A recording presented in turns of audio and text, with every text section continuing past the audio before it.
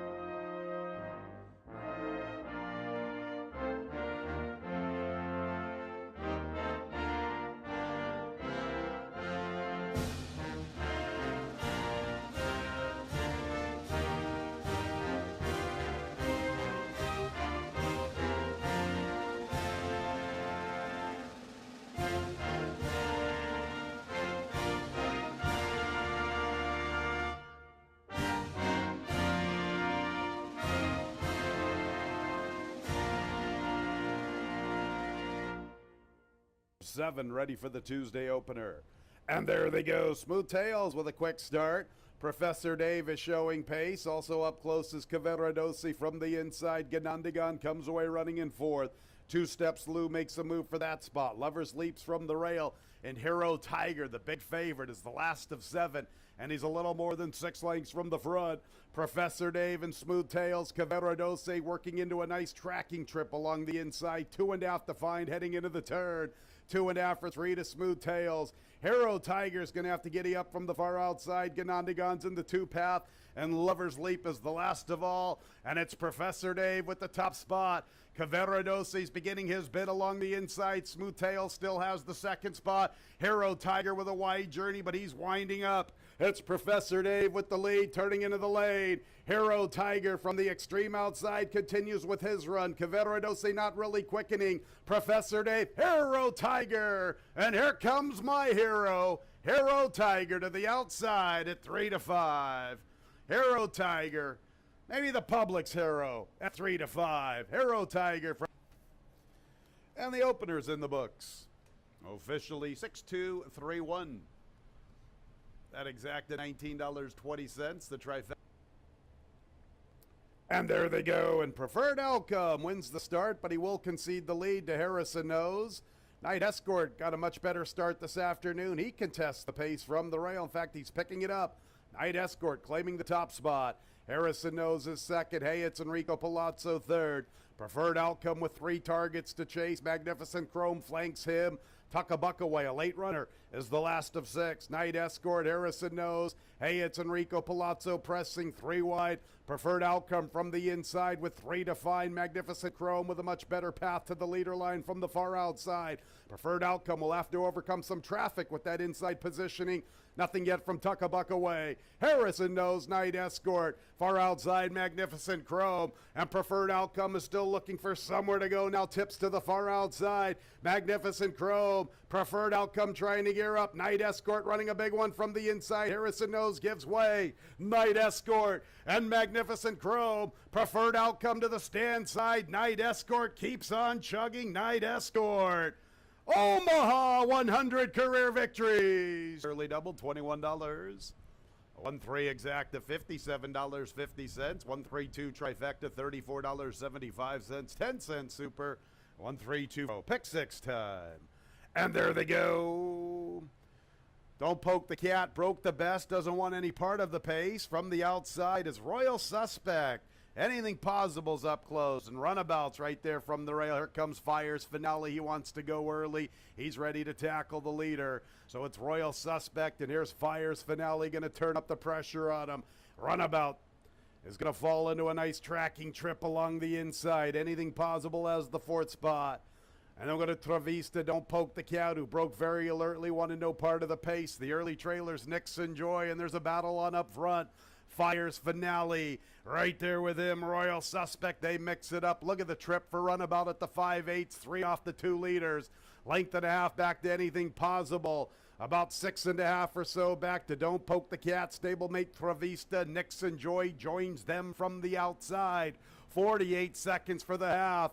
On the front end, Royal Suspect and Fires Finale. It's been a beautiful setup for Runabout. Can he take advantage? He's inching closer with his 3-wide run. And Don't Poke the Cat's gearing up along the inside. He gets within 5 lengths of Royal Suspect. Travista wants to join his stablemate. Dropping out of it, anything possible. Nixon Joy still at the back. And here comes Runabout to tackle Royal Suspect. But both of the entry mates are really rolling. And that is Don't Poke the Cat. And here comes Don't Poke the Cat. Don't Poke the Cat making his move. Royal Suspect still with some fight. Runabout couldn't take advantage of the setup. Don't Poke the Cat. Royal Suspect's all heart from his inside. He comes back for more. Royal Suspect. Royal Suspect tells Don't Poke the Cat, whatever you can do, I can do better. He wins 2 in a row. 1, 2, 4, $6.82. In today's 4th race, scratch the 7, Tasty Wave. And there they go. Bad Connection, Fleet of Foot. Pretty Miss Keynes wants to go. Bonfire Diva's attending the pace. Going, gone, forwardly position. Likewise for Our Little Tiger from the inside. Bastet races with Avid Zuccanori. Quiet Horizons the last of all. Bad Connection with the killer crossover for Pretty Miss Keynes and Bonfire Diva. Our Little Tiger traveling well enough along the inside. 3 lengths from the front. Better than 2 lengths to going, gone. And Bastet on the move from the far outside. Avid Zuccanori, second last. Quiet Horizon. We'll have to pass them all past the 3/8. And it's still Bad Connection with the lead. Pretty Miss Keynes and Bonfire Diva are moving into contention. It still is Bad Connection. Our Little Tiger, fourth, going, gone, joins her. Bastet now a little even paced. Bad Connection, Pretty Miss Keynes. The rail opens up for Our Little Tiger. Going, gone's crying out for room. Here she is in the 3-path. Going, gone. Pretty Miss Keynes quickens to the far outside. Our Little Tiger up the inside. Our Little Tiger comes away with the lead. Pretty Miss Keynes still fighting with her. Pretty Miss Keynes and Our Little Tiger. Who's it gonna be? Bartender doubles all the way around for Our Little Tiger's Connection. Trifecta, $9.60. 10-cent super, 1462, $7.55. 161 pick 3, the early pick 3. And there they go. Melissa Smile hopped at the start. Saloon Girl made a mess of it. She's a distant last. And it is Charge Nurse making the pace as expected. She's as cold as ice, stays close under Cabercoa. Here's Saloon Girl. Where's she going to go? Big opening along the rail, and Saloon Girl wants to punch on through and join the leader line. Sabrine finds herself a little deep through the early stages. Melissa Smile, after the hop at the start, is the last of the quintet. So it is Saloon Girl who broke the worst, but now she's in the top spot. Clears away 2.5 to Charge Nurse, and she's as cold as ice. Sabrine's a little deep. Only a field of 5, and Sabrine's been covering a lot of ground. Melissa Smiles at the back, 6 lengths from first to last. So they race past the 5/8, and Saloon Girl and Carlos Barbosa are on the lead. The margin's 2 lengths. Now Andre Worry's asking Charge Nurse to re-engage, and Cabercoa wants She's as Cold as Ice to stay close. Sabrine has been covering the most ground throughout. She's 4 deep up the backstretch run, heading into the turn. At the back of the pack, late running Melissa Smile. 3 furlongs to travel, Saloon Girl. Charge Nurse, She's as Cold as Ice, 3 deep. Sabrine with the wide journey. Melissa Smile still at the back. Here comes She's as Cold as Ice and Charge Nurse. They will move in together to tackle Saloon Girl. And Sabrine has been covering a lot of ground. Will it catch up to her in the final quarter of a mile? Charge Nurse, She's as Cold as Ice to the stand side. Saloon Girl has fight from the inside. They're at the 8th pole, and now they quicken. She's as Cold as Ice. Charge Nurse, Saloon Girl throwing it down with the top 2. Saloon Girl, She's as Cold as Ice. Charge Nurse, She's as Cold as Ice to the outside. Cabercoa, the king of the clock. 6-2-1, the double, 1-4, $11.20. A 4-6 exacta, $17. 4-6-2, a trifecta, $11 and a nickel. 10-cent super, 4-6-2. And there they go. Good start for War of Thrones. Margarita Sunrise is going to show pace. Florida Endeavor looks like he's a little quicker from the inside. Florida Endeavor, Margarita Sunrise, they get acquainted. Devious Bankers up close. All-Time Classic wants to join the fray.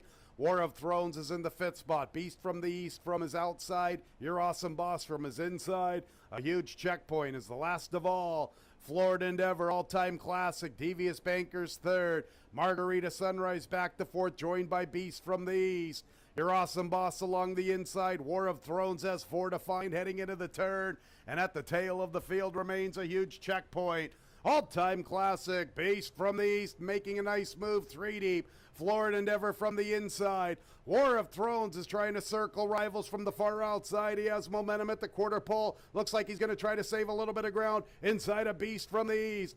Beast from the east wandered, opened up a path for War of Thrones, and here he comes. War of Thrones at the 8th pole temporarily gets the lead. Devious Banker has run from the rail. Beast from the east still fighting. Far outside a huge checkpoint. War of Thrones fell asleep. Devious Banker says thank you very much.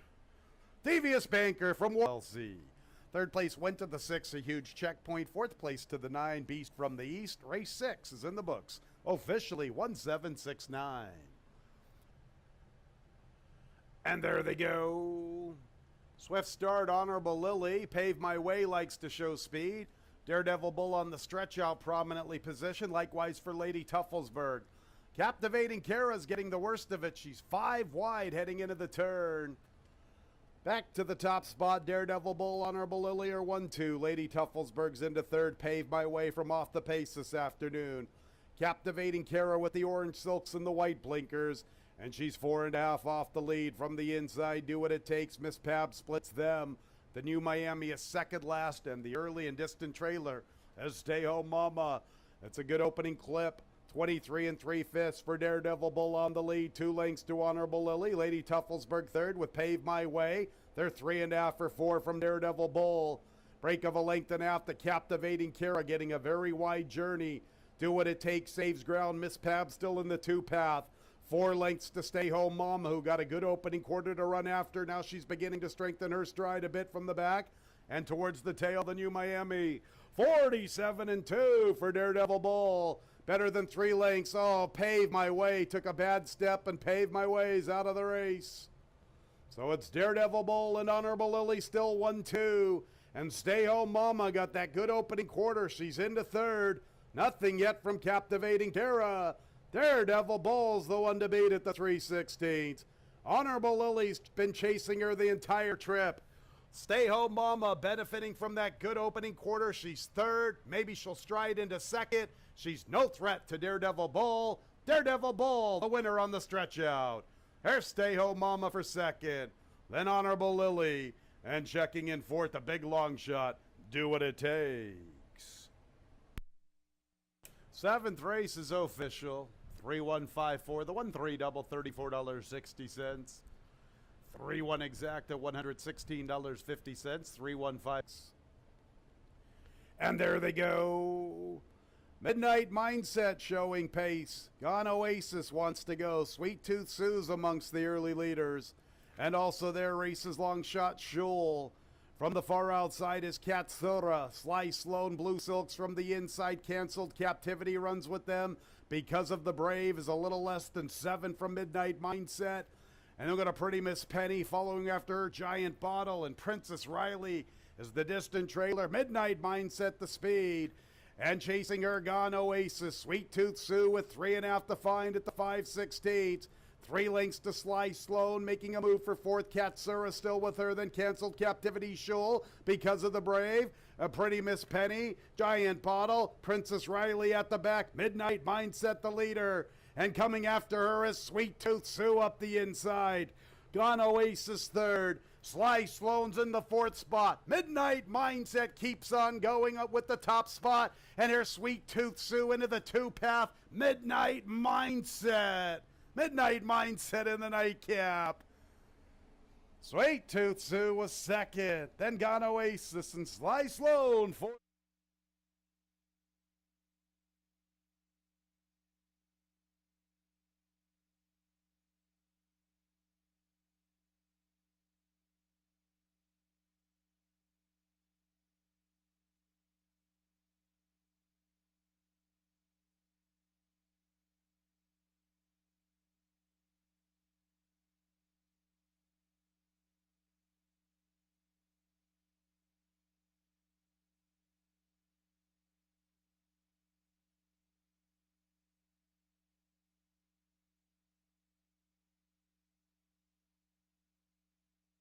Pleasant good afternoon, ladies and gentlemen. Welcome to Finger Lakes Gaming and Racetrack. Our Wednesday opener in 45 minutes at 1:15. 9 races with a fast racetrack. Let's open up our programs. Here are the changes. Nothing to report in the Wednesday opener, which will start the early double and the early pick 4. Well, apparently we do have an overweight.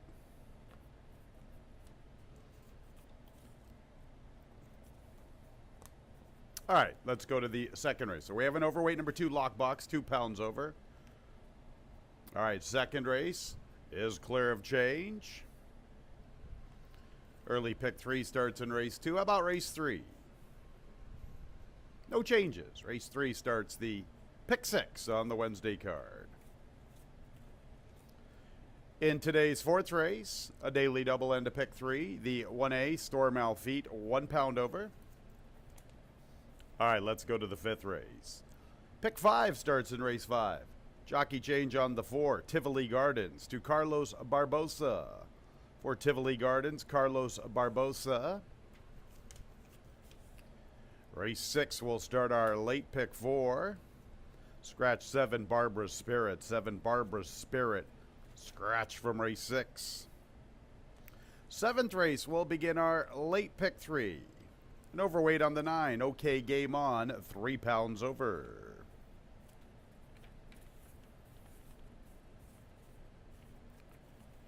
Let's go to the 8th race, starting the late double. Scratch 1 Horn of Plenty. 1 Horn of Plenty. The morning line favorite scratch from race 8. And in the nightcap, no changes. No changes for the Wednesday nightcap. 9 race card, fast racetrack. First posted 1:15. Have a great day of racing. Up next, Dave Matthijs.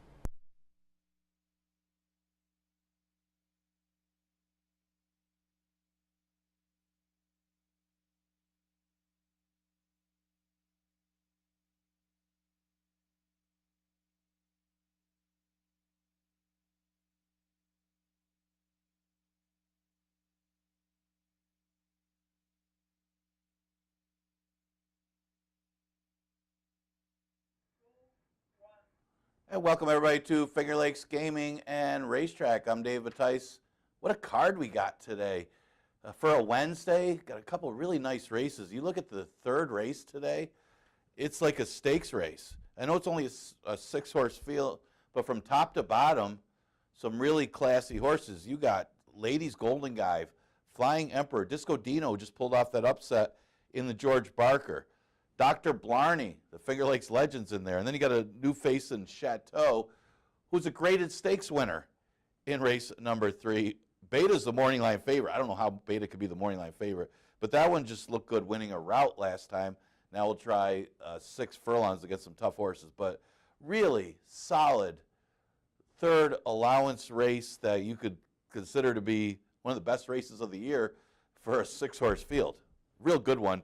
Looking forward to it, obviously.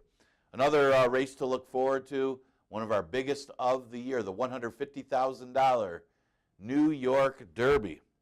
Well, got one of the top riders in the country coming for that one, Jose Ortiz. Remember, Jose Ortiz was just a few years ago, I think it was 2016, was a top rider in the country, in North America, for wins. He just won the Belmont meet. Very close meet between Jose and brother Irad Ortiz. He'll be aboard the heavy favorite, Maker's Candy. That one just won the Mike Lee Stakes, had run in a stakes race the race before. Actually, it's the 50th running of the New York Derby this year. They'll take place this coming Monday. Yesterday, we did have a lot of winners. Seemed like the rail was a little bit better than the rest of the field, or the rest of the track, as a lot of winners were doing well on the inside part of the racetrack. Of course, the inside should be the shortest distance around. So, you know, it changes from day to day. We'll see how it plays. Obviously, I'm going to handicap for a fair racetrack today, but a good day for John Buckley and Kevin Navarro with a couple wins early in the card. All right, let's look at today's card. Again, very nice card today with a couple good allowance races. First one, we start off with an allowance event. Smaller field, but it does feature a horse that's looked good in 2 starts. Talk about Princess Sonia. she won for fun, first time over the track, breaking her maiden. I was more impressed by her last race, as she was off slowly, and it was a good field, and she still just rolled on by a decent 2 lifetime field. Now, the number wasn't great. The time wasn't incredibly spectacular. It's just how she did it with a slow start and then just circling the field and drawing away. A lot tougher today. This is the toughest field that she's ever faced. You got a couple good ones in here. Lockbox, who ran third in the Niagara Stakes, and you got She's a Wild Joker, who's looked good in a couple starts. Even Missing Fortune ran well, at least kind of hung in there for a while with Sandy's Garden. What are you going to do against Sandy's Garden? But, yeah, Princess Sonia does look like the horse to beat in the first race. Probably a short price. Now, mention She's a Wild Joker. Her last race, her and Missing Fortune both come out of the Sandy's Garden race. Now, Sandy's Garden is an absolute monster when she runs her race.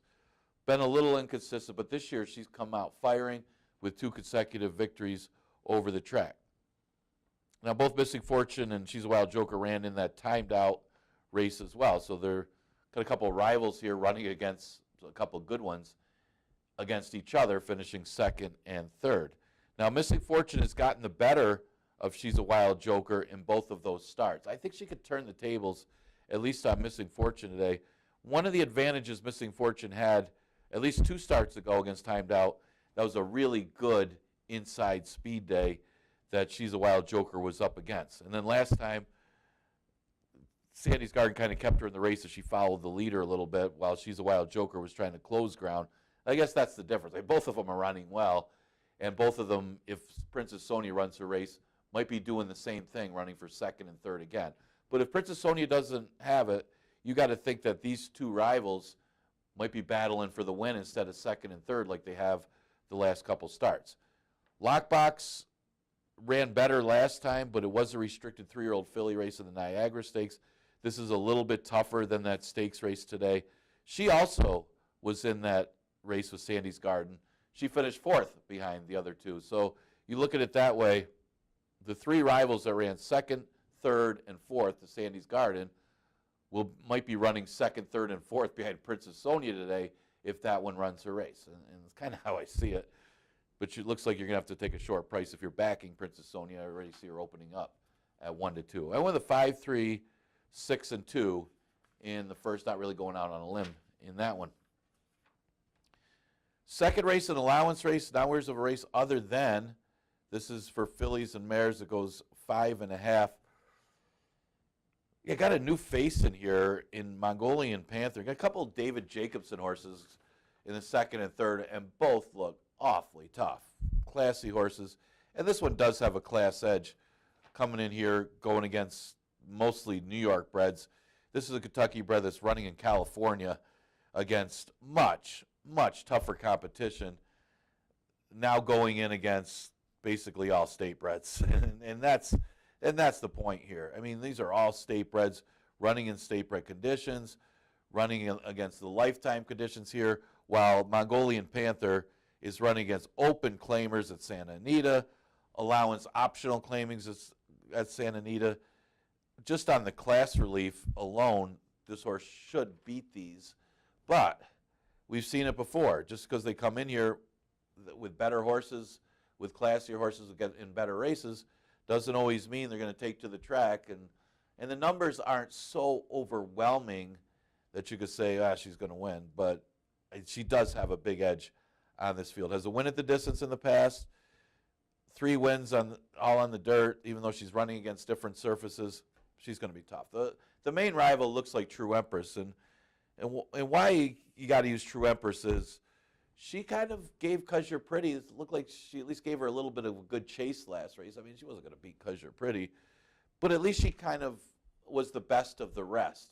And she did make an outside move chasing after that horse, beating, I guess, some decent horses in behind.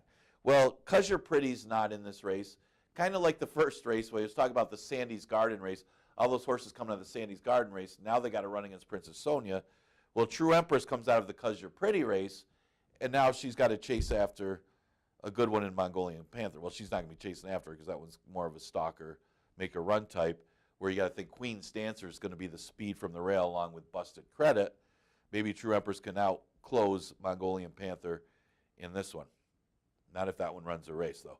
The one-horse Queen's Dancer mentioned, the inside was really good yesterday. You saw a lot of horses do better on the inside, and I like that when that track's like that here, whether it's a fair track or a little bit of favoritism to the inside, this is a much easier track to handicap, and the logical horses do win. Queen's Dancer, last couple of races haven't been as good, though, since starting off the season.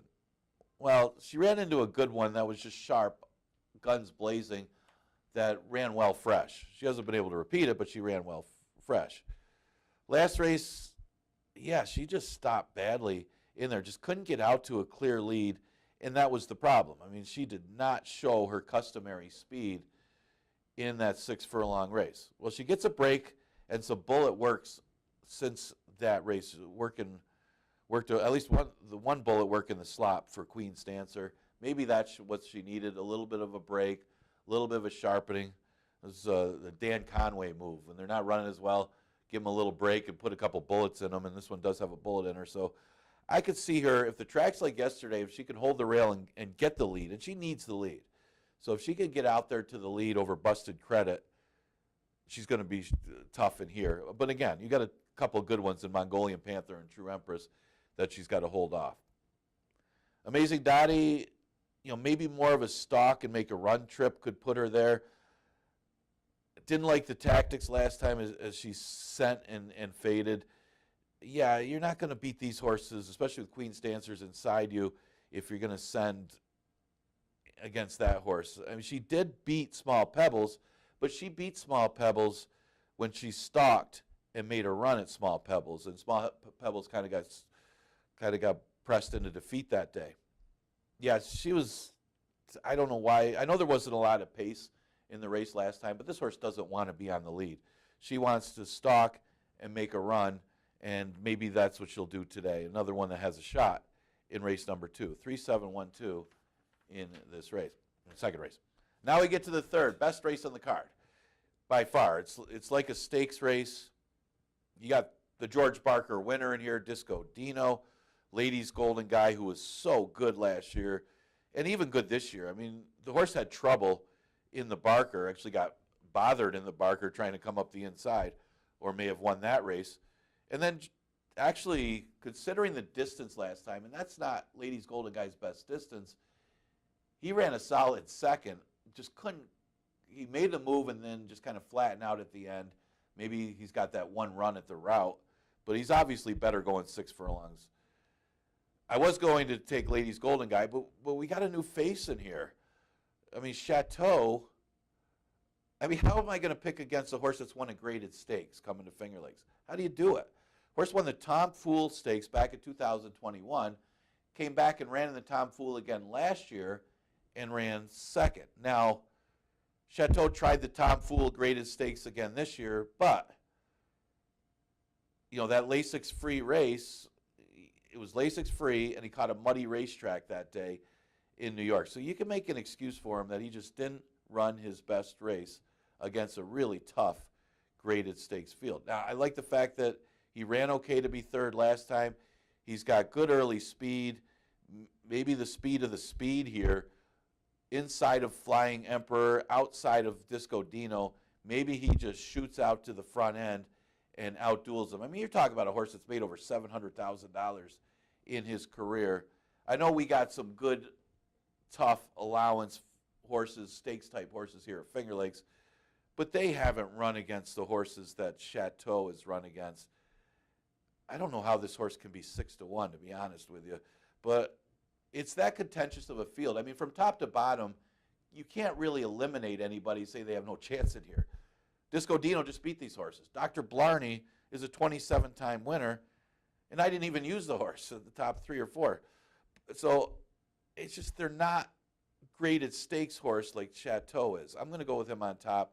Maybe he's tailing off a little bit. Maybe that's why he's here.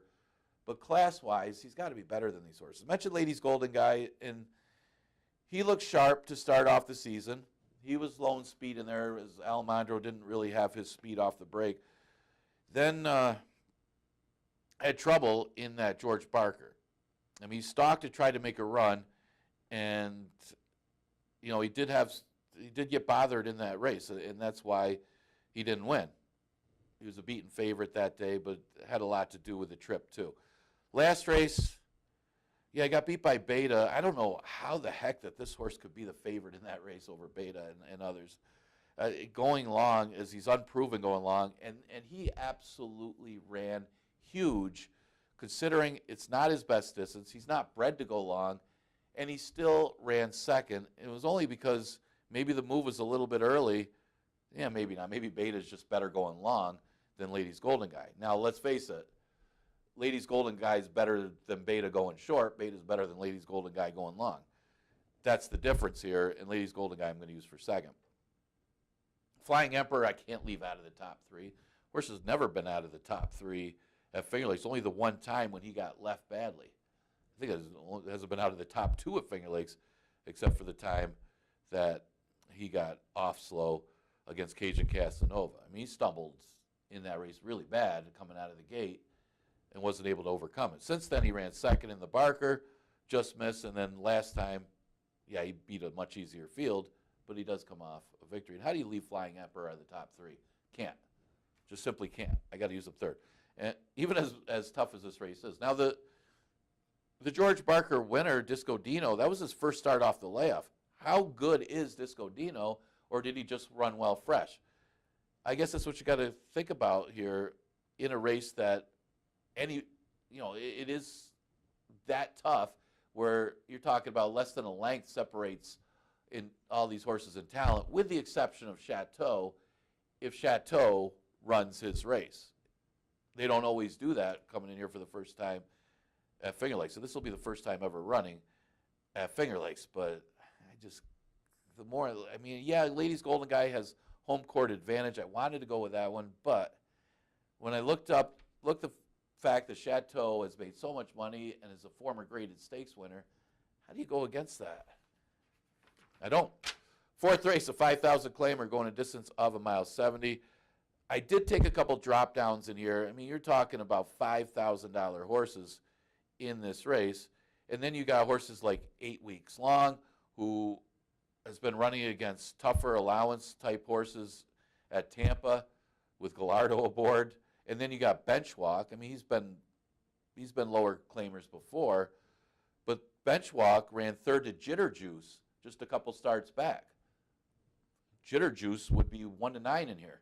So that's not a bad effort for Benchwalk either. So I was kind of going back and forth between Benchwalk and 8 Weeks Long. The reason I landed on 8 Weeks Long was, let's face it, he's never seen this cheap, while Benchwalk has.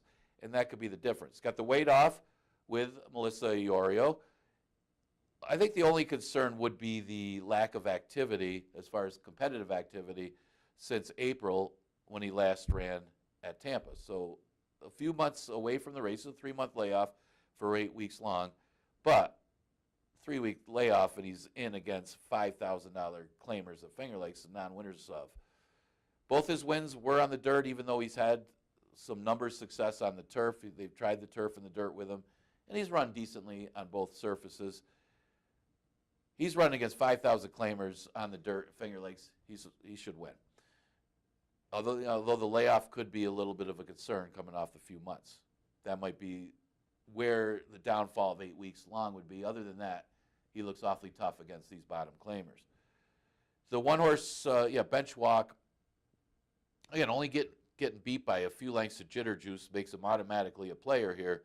And it could be the off track, though. I mean, he did run better because it was in the slop. So I guess there's a positive negative there. He probably wouldn't have got beat a few lengths to Jitter Juice if it was on a fast racetrack, and that's the kind of racetrack you're going to get today. So I guess that takes away from the point. But the big thing is he does drop to 5,000 today, and at 5,000 he figures to be awfully tough. There's not a lot of speed in this race, in a sense, too, that, the Nurko Huertas entries here, you got Benchwalk, might be the inside speed of the race. But it looks like you got some sprinters stretching out that he's not likely to find himself alone. I mean, Mo Danson pressed the pace last time, even though they didn't go that fast. And the race that Mo Danson and Tri-Satum both come out of is a good race for the level. I mean, the horse Rainier just came back to win against up in class against tougher competition. So that made the race look a lot better, considering that turned out to be a higher claimer horse, an 11-9 claimer that he won, that Rainier won. So basically it's a 5,000 claimer, but you lost to a horse that won for 11-9. So it was that tougher. At least the winner was that good. But still, Tri-Satum and Mo Danson, they're well beaten by Rainier in that race by 7 to 11 lengths. I don't know, Mo Danson's got to be better than what he shows. I mean, he dropped to 5,000 for that race, and maybe it was a case that he got the lead and Rainier didn't keep him in the race. I don't know if I should say Reiner, like Rob Reiner, or Rainer. I don't know. Let's say Reiner, because I think it's spelt like the actor and the producer. I'm going to go 4, 1, 2, 3 in race number 4. I usually say it wrong anyway. Fifth race, optional claiming allowance, 20,000 is the tag. Another race that, this for the fillies and mares, that you could say is like a stakes race. Talk about the third race as a great race. This one as well. And it matches up basically the Ferraros. I mean, you got M. Anthony Ferraro with Eros' Girl and the Finger Lakes undefeated Queen Aurelio versus last year's top older mare in Gone and Forgotten. And you also got Tivoli Gardens for Michael S. Ferraro as well. Good matchup with these horses. And, Gone and Forgotten caught a sloppy racetrack last time. It was their first start of the year. Speaking of Gone and Forgotten, can you forgive and forget the first start of the year for Gone and Forgotten?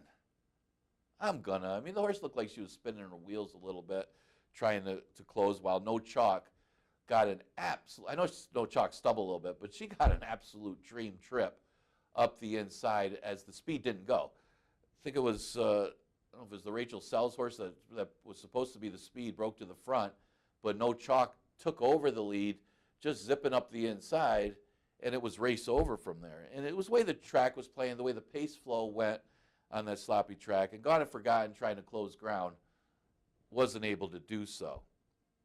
By the way, this is a half to Red Fortress, who runs in the last race, both by Little Rocket, who won the Susan B. Anthony Stakes here. But Gone and Forgotten's the class of the race. I'm going to use her on top. Now, you got 2 for the price of 1. Eros' Girl, also a stakes winner. She beat fellow 3-year-old fillies in the Niagara Stakes last year and probably should have won the New York Oaks as well. She got bothered in that race. She ran well to win off the laugh last time. So it's one of those things, is how good is Eros' Girl now as a 4-year-old? She may have to improve a little bit to beat Gone and Forgotten, but she should be tough. And she's coupled with Queen Aurelia. I think Queen Aurelia's streak might be coming to an end here, because she's an awfully tough today.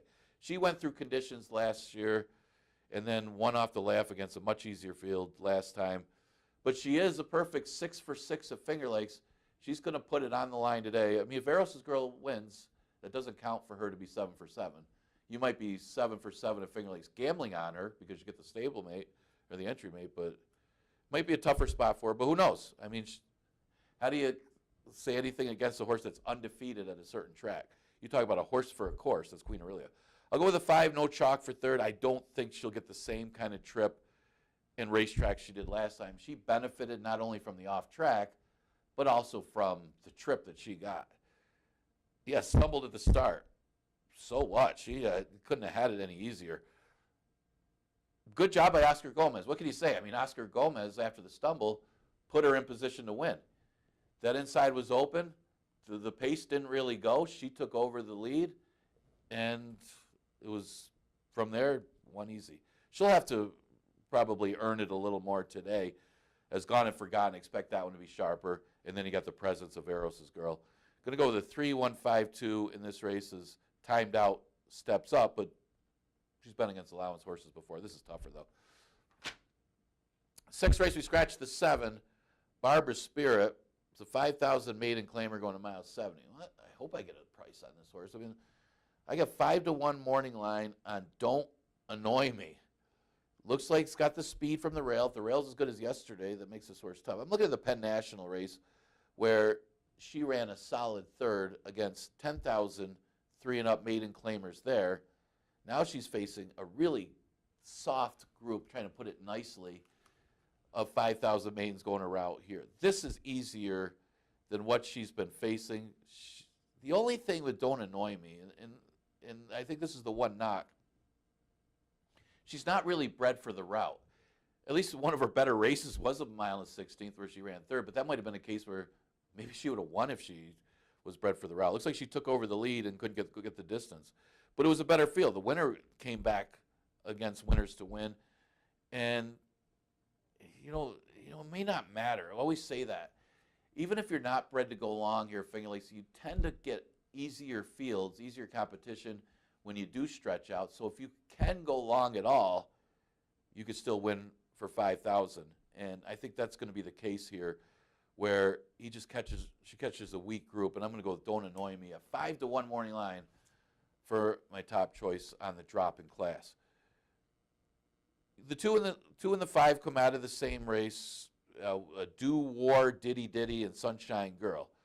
I did lean towards Do War, Diddy Diddy over Sunshine Girl because she's got the most room to improve, only making her third career start and her second time going long, but the race wasn't that strong. I mean, the winner, Grandma T, actually got off slow. I think she stumbled at the start and still circled the field and won the race. That's how easy the field was that day.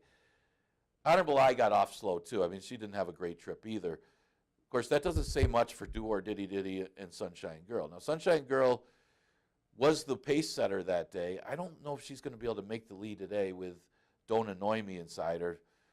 But it was their first time going long in quite some time, first time going long at Finger Lakes, and it was a maiden special weight. Do Or Diddy Diddy kind of stalked the pace, but just didn't make a move. I mean, she's got to improve, and I think she will. I mean, second time going long, third career start. She's not far behind Sunshine Girl in that race. She could probably turn the tables at least on her. Sunshine Girl, yeah, she's not going to make the lead today, but she could be the pressing speed with Don't Annoy Me. She's getting closer, and the drop in class helps. Alara is just a long-time $5,000 maiden. What can you say about Alara? Eventually, she'll find a field that she can beat. Hard to leave her out here as she's run against these horses and run okay against 5,000 maidens. And this will be the second time going long this year. That was her first time going routing last time, and she didn't run that badly. It makes her competitive. It's just hard to take her on top when she's had so many chances. When you got Alara 0 for 16 and Sunshine Girl 0 for 16, maybe you tend to take the horses that are 0 for 8 and Don't Annoy Me and 0 for 2 with Do War, Diddy Diddy. All right, I got to zip through here. Take us too much time with some of those races, but I'm going to go with the number one Dillon. Going back to a starter here after a tough allowance group against Dr. Blarney, who's in against those stakes-type horses today. No such rivals here. I don't know if he could get the lead on Conformist, but he could stay close. And, you do have forward motion on the outside to keep that one honest. That number one Dillon, if he can run back to his previous 2 races, even though that race wasn't bad against Dr. Blarney, it's a tougher field, he's a logical horse. The 7 is Old Man Winner. He gets a little bit of a break after just not running as well. He was favored. Well, he was favored early against number one. I think number one Dillon ended up being the favorite, and deservedly so. But Old Man Winner, I don't think he ran as well last time as he did in prior starts. Very consistent horse over the years. Always fits nicely in the starter and comes off a little bit of a freshening. Conformist, logical horse, especially if he's able to make the lead and clear. I guess that's the question. Is he going to be able to make the lead and clear? Obviously, he's got some class and some breeding, as the horse is already a stakes winner.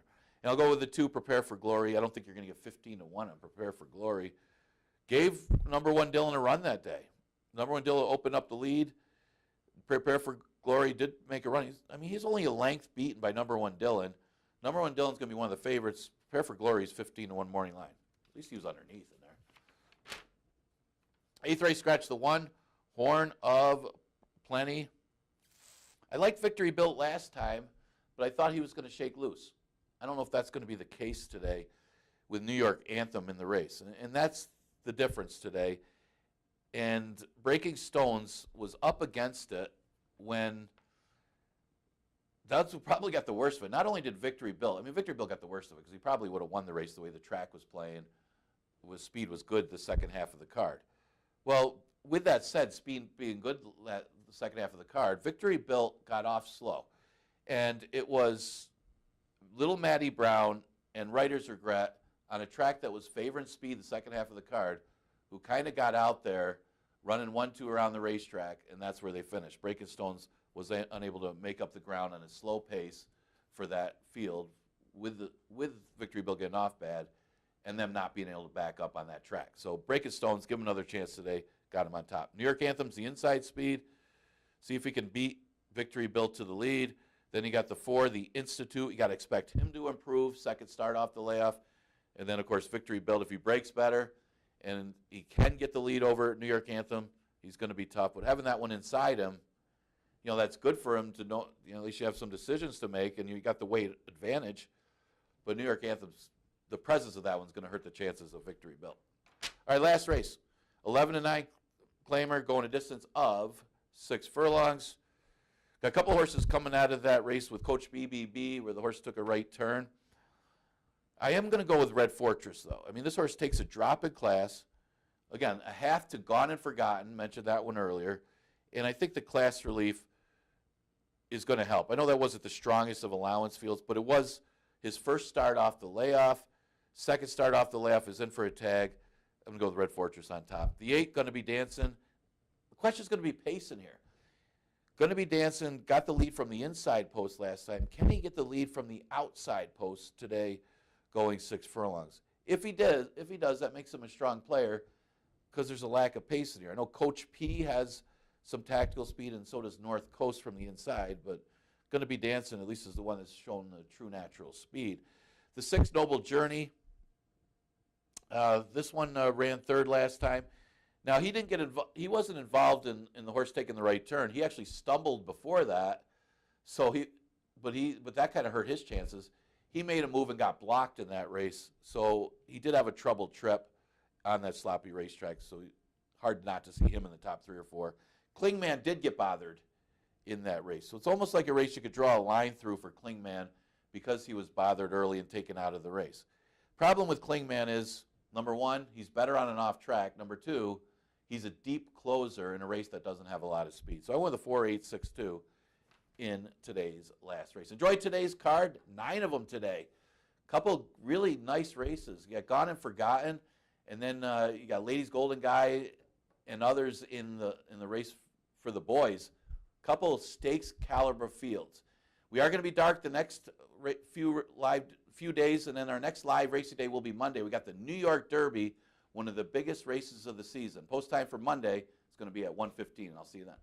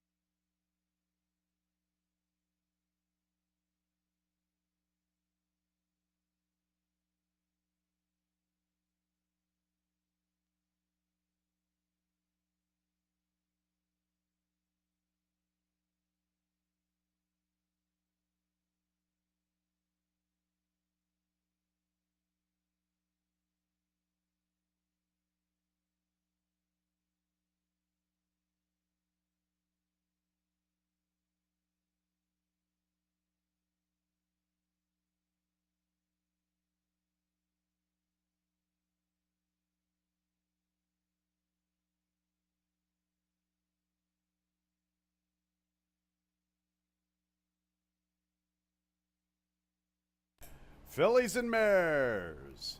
5 fillies, 1 mare. Field of 6 in our Wednesday opener. A 5.5 furlong sprint. Allowance conditions. Non-winners of 3 races. Number 2, Lockbox, 2 pounds over. 9 race card. Fast racetrack. Race 1 starts the early double. The early pick 4. Our Wednesday opener in about 6 minutes.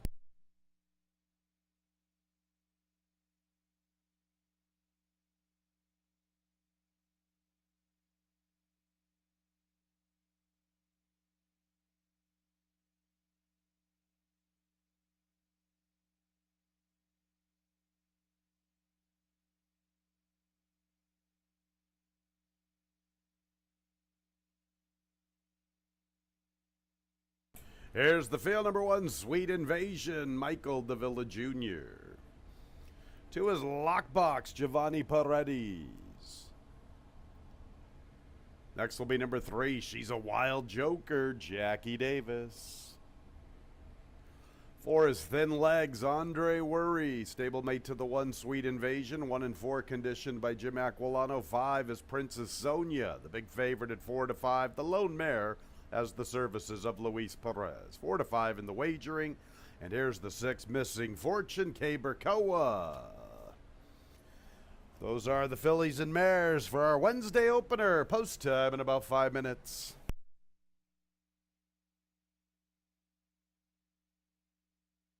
Track announcer Tony Kalo up here in the booth. A very nice 9-race Wednesday program. A fast racetrack, a field of 6 to kickstart the card. 5 fillies and 1 mare. Top selection 5, Princess Sonia. She has looked very good, winning both of her starts this season here at Finger Lakes. A good-looking gate-to-wire victory when graduating on the 22nd of May. A very impressive victory shortly thereafter on the 6th of June, overcoming adversity when she broke slow and she was able to show a new dimension which she had not shown in the past, and that was able to sit a trip and pounce. Let's see if Princess Sonia breaks with the field and can still show that ability to rate. Sometimes when fillies or mares or any type of horses break slow, they have the ability to overcome the start and win from off the pace. Let's see how she handles it if she breaks on level terms with the field. Let's put it this way. If she has learned how to rate, she will be a very dangerous individual moving forward in her career. She is the one to beat, no question about it. 4 to 5. 6, Missing Fortune. Adana Saul, you are my new idol. What a great training job she has done with Missing Fortune. Here's a filly that I thought last year was a little bit better suited for 2 turns. It's not like her 1-6 furlong sprint in the middle of June was bad. She ran a very credible 3rd in a nice maiden special weight race. But you have to give her a lot of credit, Dana Saul and her filly Missing Fortune, the way she has been running in these 1-turn sprints this season. A very good second place finish when nearly 31 to 1 in her initial start as a 4-year-old on the 31st of May, missing by 1.25 lengths to Timed Out. We will get to see Timed Out a little bit later this afternoon. Credible second to Sandy's Garden. She did all the dirty work chasing that big freewheeler, big favorite Sandy's Garden. Got a little discouraged. You know, Sandy's Garden is a filly or mare now with immense ability. Missing Fortune stayed as close as she could for as long as she could. It was still a very credible second place finish. She is definitely worthy of consideration here at 3 to 1. 3, She's a Wild Joker. I liked her effort on the 31st of May better than the 21st of June. You know, I'll say this, that was against Timed Out and Missing Fortune. Last time against Sandy's Garden and Missing Fortune, she was running on nicely, but I expected her to run a little bit better and perhaps finish in front of Missing Fortune. We'll see how she does. She likes to do her running from just a little bit off the pace. She's a player. Her current odds at 9 to 5. I think that price could be just a tad light, but it is her 3rd start off the layoff, which a lot of people love. Then the 1, Sweet Invasion. I always liked this filly. I know most of her success last year was in the conditioned $11,000 races, but I think she's a 4-year-old that has some upside. This is her first start of the season. I like the work on the 20th of June, and I'll put her in the 4th spot. 5, 6, 3, 1 for me in our Wednesday opener.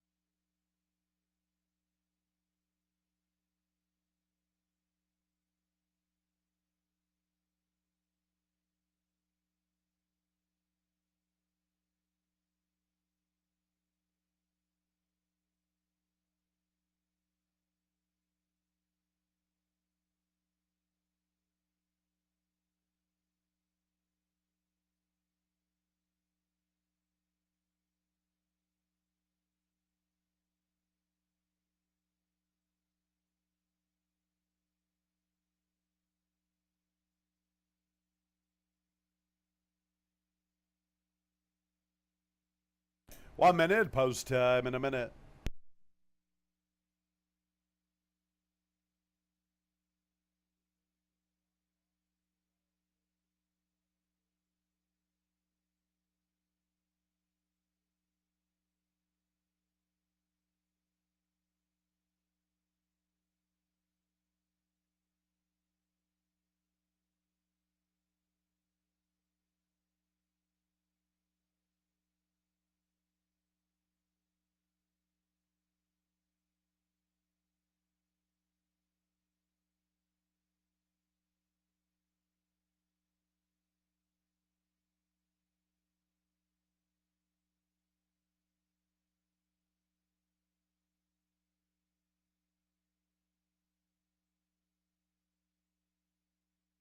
It's post time for the Wednesday opener field of 6. 5 fillies, 1 mare. The big favorite is the lone mare, number 5, Princess Sonia. Sonia's looking for 3 in a row. She is 3-5 in the wagering. Both 3 and 6. She's a Wild Joker and Missing Fortune are both 3-1. Sweet Invasion is in along with the Queen Bees. Lockbox, the Queen Bee, Adrian D'Alessandro. There she's a Wild Joker. Thin Legs, 1 of 2 for Jim Aquilano, stablemate to Sweet Invasion. There's the sharp mare, Princess Sonia. She is looking for 3 in a row. And then Ashley Lily's Missing Fortune.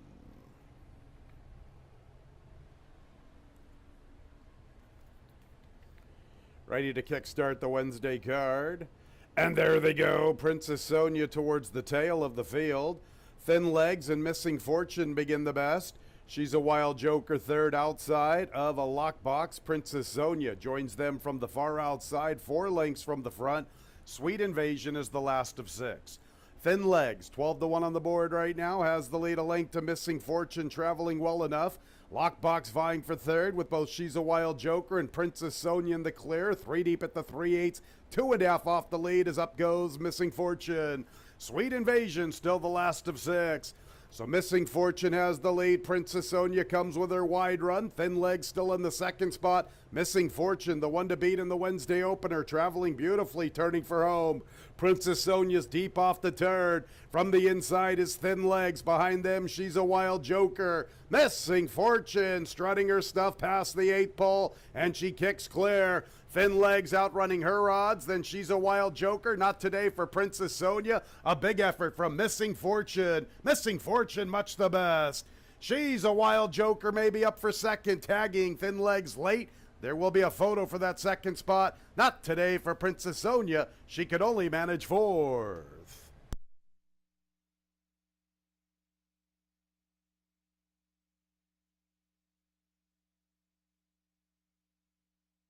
Dana Saul's done a great job with Missing Fortune, 7-2. Good-looking winner of the Wednesday opener. Boy, she looked really good in the post parade. She was on her toes. She ran big. Here is a filly that really had her best races around 2 turns last year. Now as a 4-year-old, she is really something special in these 1-turn sprints. Look at that time, one of the quicker times so far this season, 1 minute 4 and 81/100ths. That's a big effort from a good-looking filly named Missing Fortune. Photo for the balance.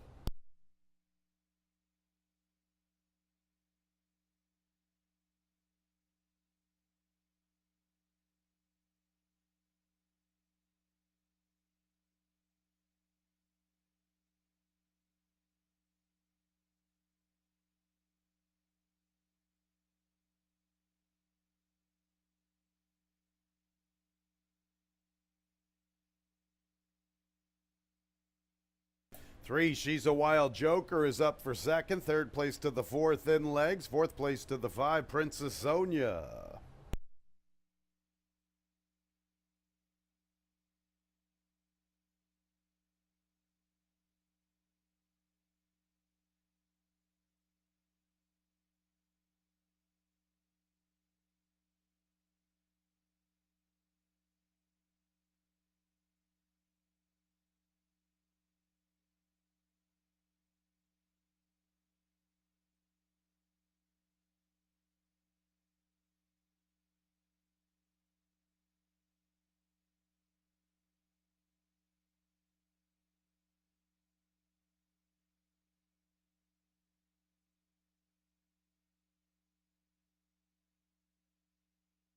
Entering the winner's circle is number 6, Missing Fortune. Very impressive winner of our Wednesday opener. Her third career score, a 4-year-old Gray-Aroan filly by Mission Impossible out of the Damn Daddy's Crazy Girl. Owned by Ashley Lilly, winning trainer Dana Zoll, winning jockey Kay Berkoa. The winner was bred in New York by Richard Nicolai. And race 1 is official. 6-3-4-5. That exacta $24. The trifecta $31.12. The 10-cent super $15.65. Second race is clear of change. Race 2 will start the early pick 3. Post time in 22 minutes at 1:45.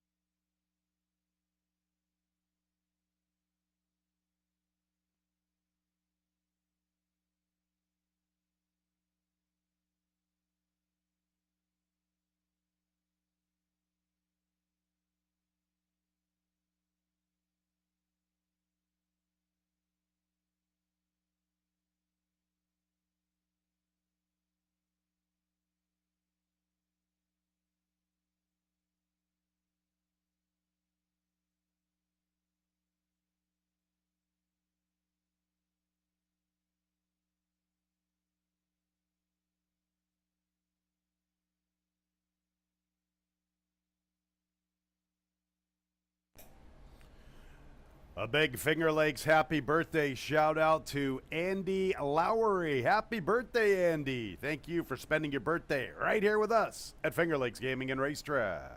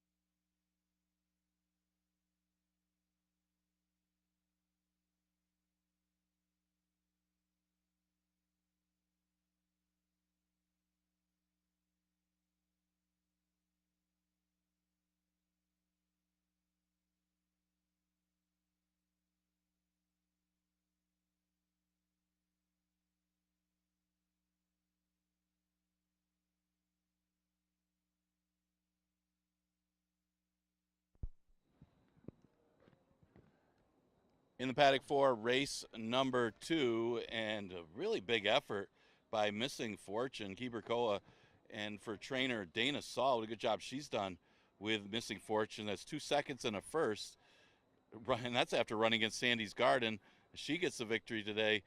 She won like a good thing, like Princess Sonia would have expected to win, but Missing Fortune gets the victory to start off the card. Second race, an allowance race for fillies and mares, non-winners of race other than, or have never won 4 races.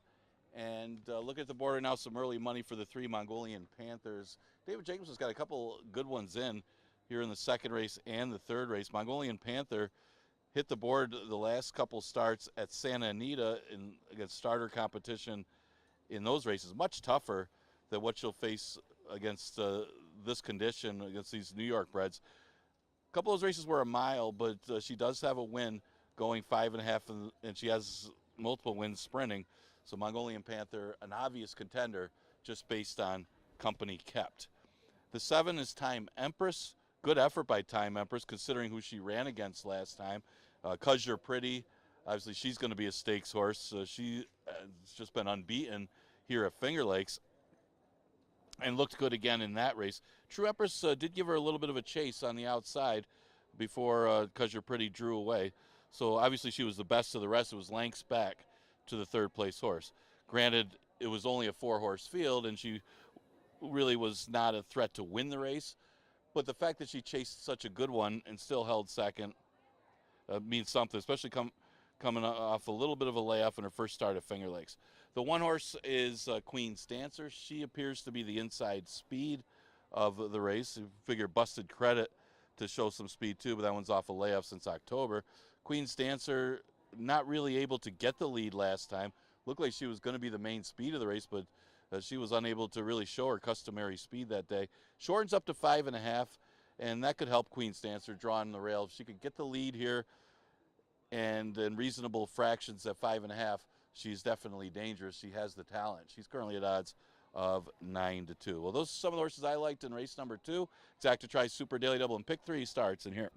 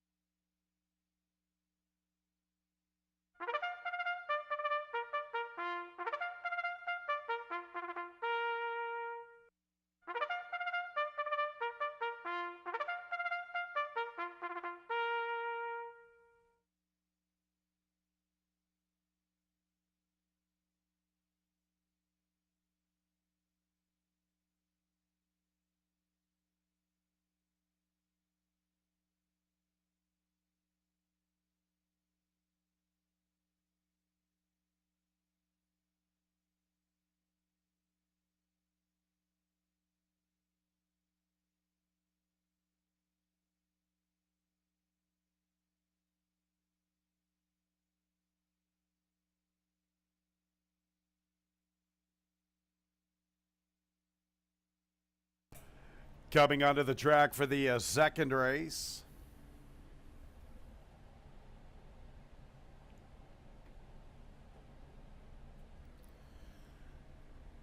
Another nice allowance event. A very nice card this afternoon, fans. Lots of good allowance races on our Wednesday program. Sprinting 5.5 furlongs, fillies and mares, non-winners of a race other than maiden, claiming, or starter, or which have never won 4 races. A field of 7 commencing the early pick 3. No changes. Post time in about 6 minutes.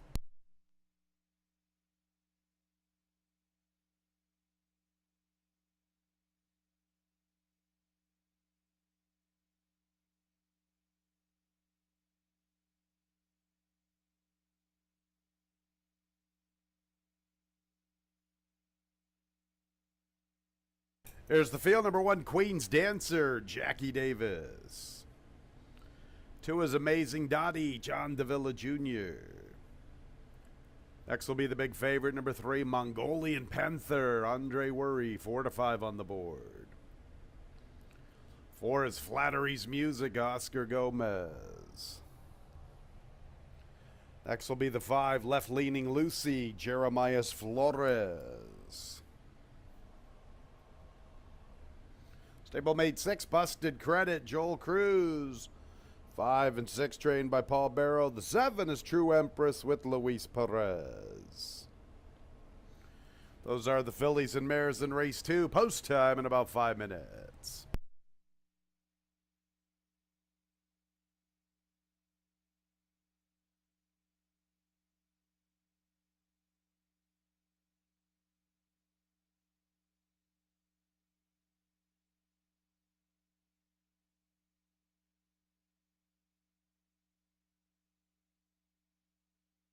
Big favorite on the board, the 3, Mongolian Panther, invading from the great race place, Santa Anita. I'll talk about her momentarily.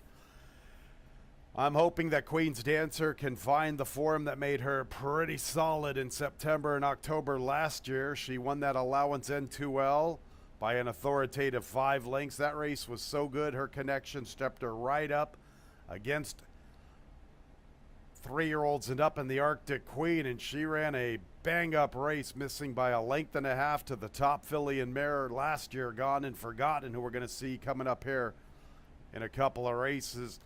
Queen's Dancer has disappointed so far as a 4-year-old. Last time she was odds on. I don't really have a lot of excuses. I like the fact that they have regrouped, they being Linda Dixon and Hector Alejandro. She has not been seen since that disappointing effort. She has a bullet work on a sealed sloppy racetrack on the 4th of July, 47-1. And the thing I said to myself today about Queen's Dancer was, if I'm going to get her today, I'm going to get value with her today. She's 5-1 on the board. This is a filly that usually is a lot lower in odds. She is very speedy along the inside. Her best races back in September and October last year are very competitive and compare very well against the big favorite Mongolian Panther's best races. Why not take a swing with Queen's Dancer? Because when she's good, she's really good. And if she wins today, you're going to get rewarded 9-2. 3, Mongolian Panther, the Santa Anita Invader. Anybody that can win an Open 25 at Santa Anita is obviously a major player in an allowance race here at Finger Lakes. I will say this, though, it's not like her buyers are so much more better than her competitors in this spot. I'm not a buyer guy by any means, but Queen's Dancer has a 74 and a 75. Mongolian Panther's best number is a 76. Busted Credit with a 74. True Empress on the outside with that 77.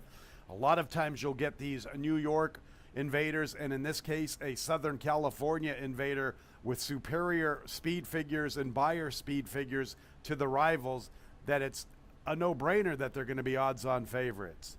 Not the case here. 2-5, I'll take my chances with Queen's Dancer. When she's on, she's really on. But like I said, Mongolian Panther, anybody who can win an Open 25 at Santa Anita deserves the top billing here at Finger Lakes. 7, True Empress ran a good race last time against 'Cause You're Pretty. She made a nice little move to get within contention of that talented filly at the quarter pole, but she couldn't stay with the big favorite. 'Cause You're Pretty, one of our better 3-year-olds here on the grounds. In fact, I'm hearing rumors that she's going to be on her way to Saratoga for a nice race. 'Cause You're Pretty Kentucky bred wasn't eligible for our Niagara Stakes for the 3-year-old filly. Still, True Empress ran well. It was only a field of 4, but I have to be encouraged with what I saw from her first start on the grounds and her first start under the training tutelage of Michael S. Ferraro. She's logical at 5-1. And after that, I looked at the 5 left-leaning Lucy. Left-leaning Lucy has the ability to finish second and third in many of her races. Only 3 for 39 in her career, but lots of seconds and thirds, and she does her best running in the final quarter of a mile. I'm hoping we get the Queen's Dancer that I fell in love with last year in September and October. If we do, she could be dangerous with the top spot on the front end, and she's a very healthy 5-1 on the board. 1-3-7-5 for me in race 2.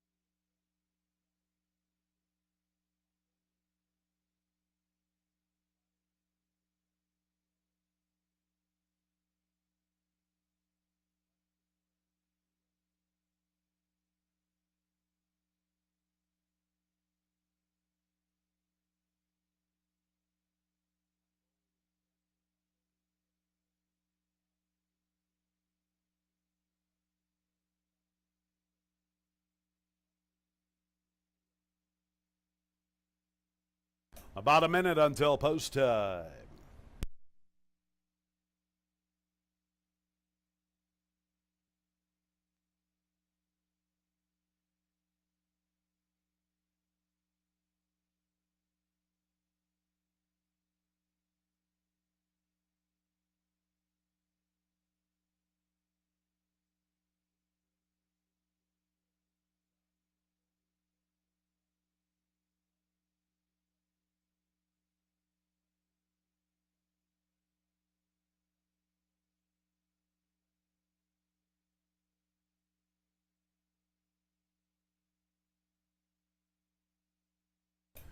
It's post time for the second race. 7 fillies and mares arriving at the starting gate. The Santa Anita Invader, Mongolian Panther, is the big favorite on the board at 3-5. 7 True Empress at 7-2. The 1 Queen's Dancer 5-1. Plenty of great allowance races on this Wednesday card. And here is Queen's Dancer, runner-up in the Arctic Queen to Gone and Forgotten, our top filly and mare from the 2022 season. And we get to see Gone and Forgotten a little bit later on this afternoon. Here's Amazing Dottie. Here is the Santa Anita Invader, Mongolian Panther. Flattery's Music, good-looking winner of her most recent start. Left-leaning Lucy, 1 of 2 for Paul Barrow. Busted Credit, her stablemate.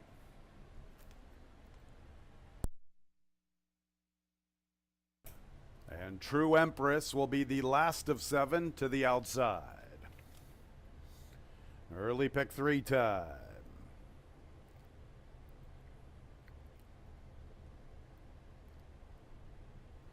And there they go. Slow start, Mongolian Panther. Queen's Dancer not that quickly into stride. Amazing Dottie has the top spot. Here comes Queen's Dancer from the inside. Amazing Dottie is a little quicker. Queen's Dancer second from the inside, trying to hold her ground from that rail positioning. They put some space between the others. Flattery's Music Then we go to Busted Credit, left leaning a Lucy, True Empress from the far outside. At the back of the pack is Mongolian Panther, and it's Queen's Dancer and Amazing Dottie, and Queen's Dancer pokes her head in front. Flattery's Music enters this affair on a sharp note, and she has the top two in her sights closing in. Likewise for True Empress with momentum 4 wide. Mongolian Panther trying to recover after the slow start. She's into the 5th spot. Queen's Dancer has the lead, but she was softened up by Amazing Dottie. And there's Flattery's Music and True Empress. And Mongolian Panther tries to join the fray from the outside, but True Empress has the momentum. And here is True Empress to prevail from Flattery's Music, who's in a photo for second with Mongolian Panther. Queen's Dancer right there amongst them, but she checked in 4th.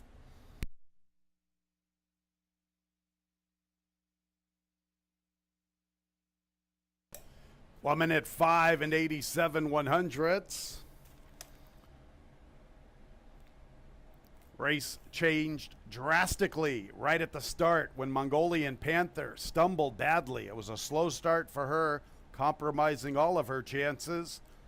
Queen's Dancer somewhat with a sluggish start. She really had to work hard to try to head Amazing Dottie. It took its toll on her. And it was True Empress and Flattery's Music to benefit the most. Here's the slow-mo. True Empress coming clear in the late stages. Drawing off to a 2+ length victory. Got tight for the balance. 1 minute 5 and 87 100ths the final time.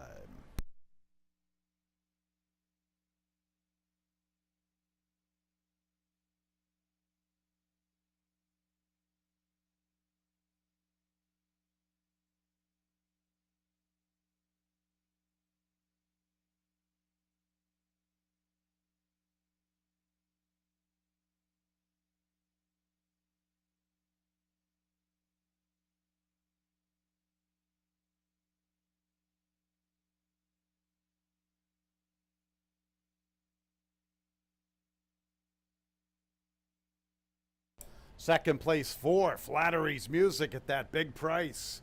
Third place 3, Mongolian Panther. Fourth place 1, Queen's Dancer.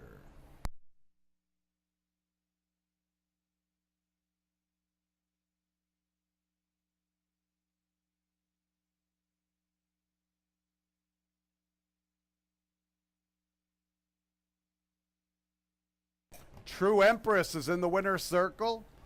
A 4-year-old dark bay or brown filly by Classic Empire out of the Dam, For All You Know. Owned by J&M Racing Stables, James J. O'Driscoll and Elvira Falco.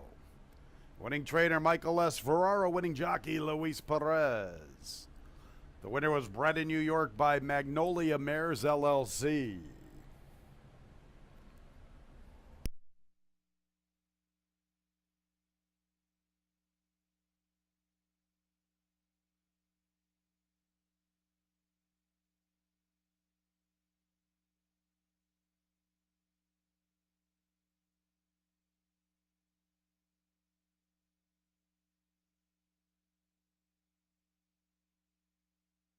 Second race is official, 7-4-3-1. A 6-7 double, $35.20. 7-4 exacta, $106. 7-4-3 trifecta, $86.12. 10-cent super, 7-4-3-1, $64.30. Race 3 will start our pick 6. It's clear of change. Another nice allowance event. Let's look at the sequence. Let's go to the 5th race, number 4, Tivoli Gardens, new jockey Carlos Barbosa. Race 6, scratch the 7, Barbara Spirit.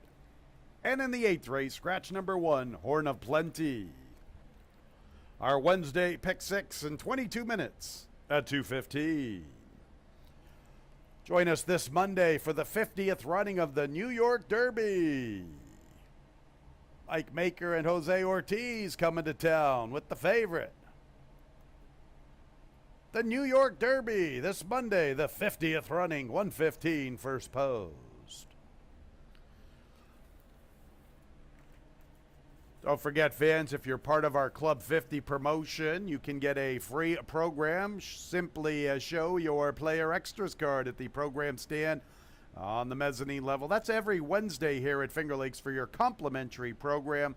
Club 50 promotion, part of our Lucky North Club members who are 50 years of age and older. Don't forget, we have free digital programs all season long. FingerLakesGaming.com. Click on the racing tab. Scroll on down to free digital program. They're free, fans. Plenty of great past performances. Take advantage. Free digital programs all season long. FingerLakesGaming.com. Click on the racing tab and scroll on down to free digital program.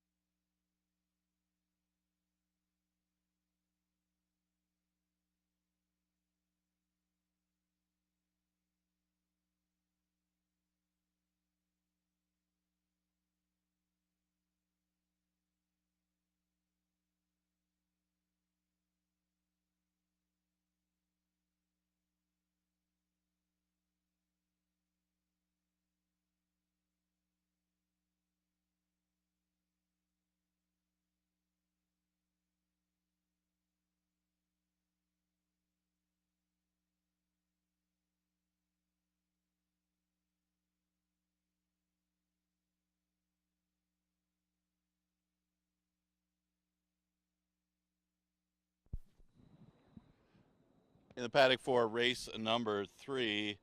And, the two main contenders look to be Mongolian Panther and True Empress, but Mongolian Panther stumbling at the start, kind of had True Empress was able to take advantage as long as she got enough pace. As Queen's Dancer ended up getting pressed by Amazing Dottie, who just simply doesn't want to be on the lead, but they're stubborn with that one. It did affect Queen's Dancer as well, though. She got pressed into defeat. True Empress was able to get enough of a trip and enough to run at. Flattery's Music ran a big one at a big price. That one's gotten better as she got some confidence with that last claimant victory. She ran a good second in a solid field. That gives some value for a $106 exacta in race number 2. But the race won by True Empress, Louis Perez for Michael S. Ferraro, $6 winner. Pick 6 starts in the 3rd. That's a $1 minimum. And this is a stakes caliber race. We've got a couple of them today. A couple allowance races that would be $50,000 stakes here at Finger Lakes, and this definitely is one of them. Disco Dino, the George Barker winner. You got Ladies Golden Guy, who won stakes races last year, and including the Leon Reed. Dr. Blarney, who's won many stakes, 27-time winner. You got Chateau, who's a graded stakes winner, and Flying Emperor, who won the George Barker last year. So this is just basically as good as the George Barker, except that they can have Lasix, and that could be a key as well. Chateau is the one I had on top, mainly on class. This one won the Tom Fool Stakes. That's a grade 3 back in 2021. Returned for that stakes in 2022 and ran second. That's at Aqueduct. Last time caught a sloppy racetrack would try the Tom Fool Stakes and ran that one without Lasix. Has run with Lasix ever since and comes in here able to stay on the Lasix. Was made over $700,000 in his career. He does have more seconds than wins, but Chateau has a big class edge. As good as our horses are here at Finger Lakes, this horse has faced so much better in these open company races, including the Tom Fool. So this is a graded stakes winner for David Jacobson going against our top sprinters. That still gives him an advantage. The 3 is Ladies Golden Guy, and he's done a little wrong. He hasn't had good racing luck as he got cut off in the George Barker, and that really affected his finish in there. Probably would have won. Was able to run well in a route and ran second to Beta in that race, but he made a nice move before flattening out, and that was his first time going long in quite some time, and I don't even know if that's his best distance, as he's not really bred for the route. So back to 6 furlongs for Ladies Golden Guy. He's a strong player in here. Dr. Blarney getting some play, and why not? A 27-time winner, 11 times at the distance, 8 times here at Finger Lakes. Yeah, this Dr. Blarney, you can never discount. This field's a lot tougher than the field he just beat last time. Occasion Casanova did come back to win, but that's not a graded stakes winner in Ladies Golden Guy. But he certainly has enough class and the numbers to be competitive against these solid contenders. It's hard to leave Flying Emperor out of the top 3. Tough horse to usually use on top because he does finish second a lot, but he did beat an easier field last time, but he ran well in the George Barker, just missed against Disco Dino. That's how good this field is Flying Emperor right now at odds of 9-2. And here's a horse that's only missed the board once at Finger Lakes. It's got quite the record as far as in the money, and it's a good horse to use in the top 3 here. So 8 minutes to post for race number 3. A real good one. Is $1 pick 6 starts. Exacta Tri Super Daily Double and pick 3 also available as well.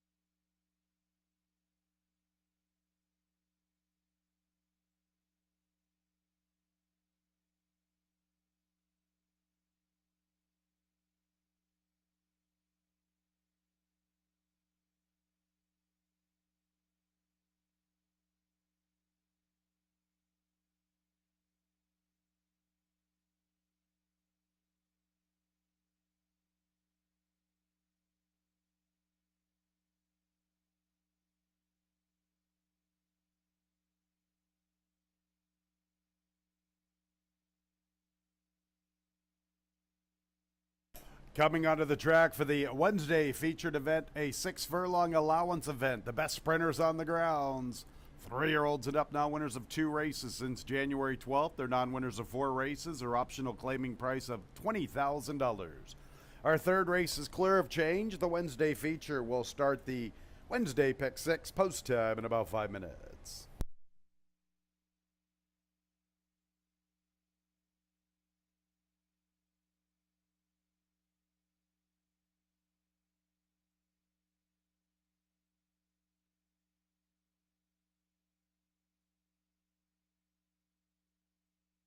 Here's the field. Number 1 is Disco Dino, the George Barker champion. Kay Burkoa looking for a riding double. Disco Dino looking for his 10th career victory. 2 is Beta, gunning for 2 in a row and his 8th overall. Luis Perez and Michael S. Ferraro looking for back-to-back trips to the winner's circle. 3 is Ladies Golden Guy in search of his 13th career score. Oscar Gomez, the pilot. Here's the fan favorite, the 10-year-old Dr. Blarney. He's looking for career win number 28. Jackie Davis is in the irons. 5 is Chateau, the current favorite at 9-5. He's looking for his 9th career victory. Leading jockey Andre Worry aboard. And here is the 6 Flying Emperor, looking for 2 in a row. Career win number 8. His regular jockey, Emmanuel Di Diego. The best sprinters on the grounds. Our third race, the Wednesday feature, 4 minutes away. Oh, what a good one we got here, fans. The third race, our Wednesday feature, kickstarting a very nice pick 6 sequence. Some nice allowance events, some nice starter allowance race. Couple other good ones involved. It's a good little sequence. What about this third race? What a field. Dr. Blarney looking for $800,000 in earnings. Chateau not too far behind him. He's looking for $750,000 in the bank. You get the George Barker champion Disco Dino. Beta, who's no slouch, no question about that. He's a nice racehorse. Ladies Golden Guy, one of our top horses. And here's my top pick, the 6 Flying Emperor. Figured we'd get value 5-2, a little light though. Boy, I was hoping for that 5-1 morning line. I know he likes to run second a little bit more often than he likes to win. But I'll tell you what, last time out, he looked sensational winning. He looked awesome in defeat in the George Barker. Forget about the 15th May affair. What could go wrong went wrong. I like the spacing between races. Look at the workout. 59 seconds. Absolutely blazing a trail that morning on the 29th of June. So far today, the first 2 races have been won with horses positioned to the far outside. Flying Emperor has enough speed to oversee the affair and make his presence felt. 3-1. Let's get that price drifting up just a little bit. Flying Emperor, my top pick. You can make a case for all 6, no question about it. There's Flying Emperor, a pretty nice racehorse. So too is Ladies Golden Guy. I was going to make Ladies Golden Guy my top selection. He's coming out of that route race. He's coming back a little quick. You know, maybe sometimes when horses turn back in distance, it just dulls their sprint speed just enough. That's the reason why I don't have him in the top spot.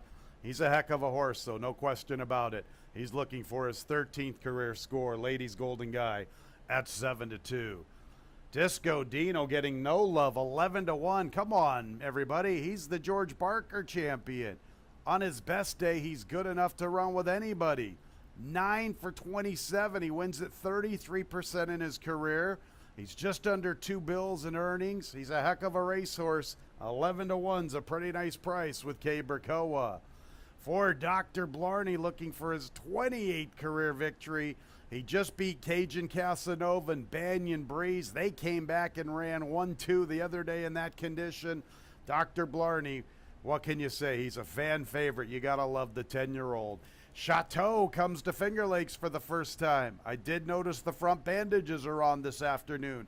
He's very, very speedy, no question about it, but it's not like he's up against a bunch of nobodies. These are some of the best horses on the grounds, and Chateau's going to have to be on his best game if he wants to come into town and think he's going to steal this purse without a challenge. His last victory was on the 19th of December in 2021 in the Gravesend at Aqueduct. And then you get Beta.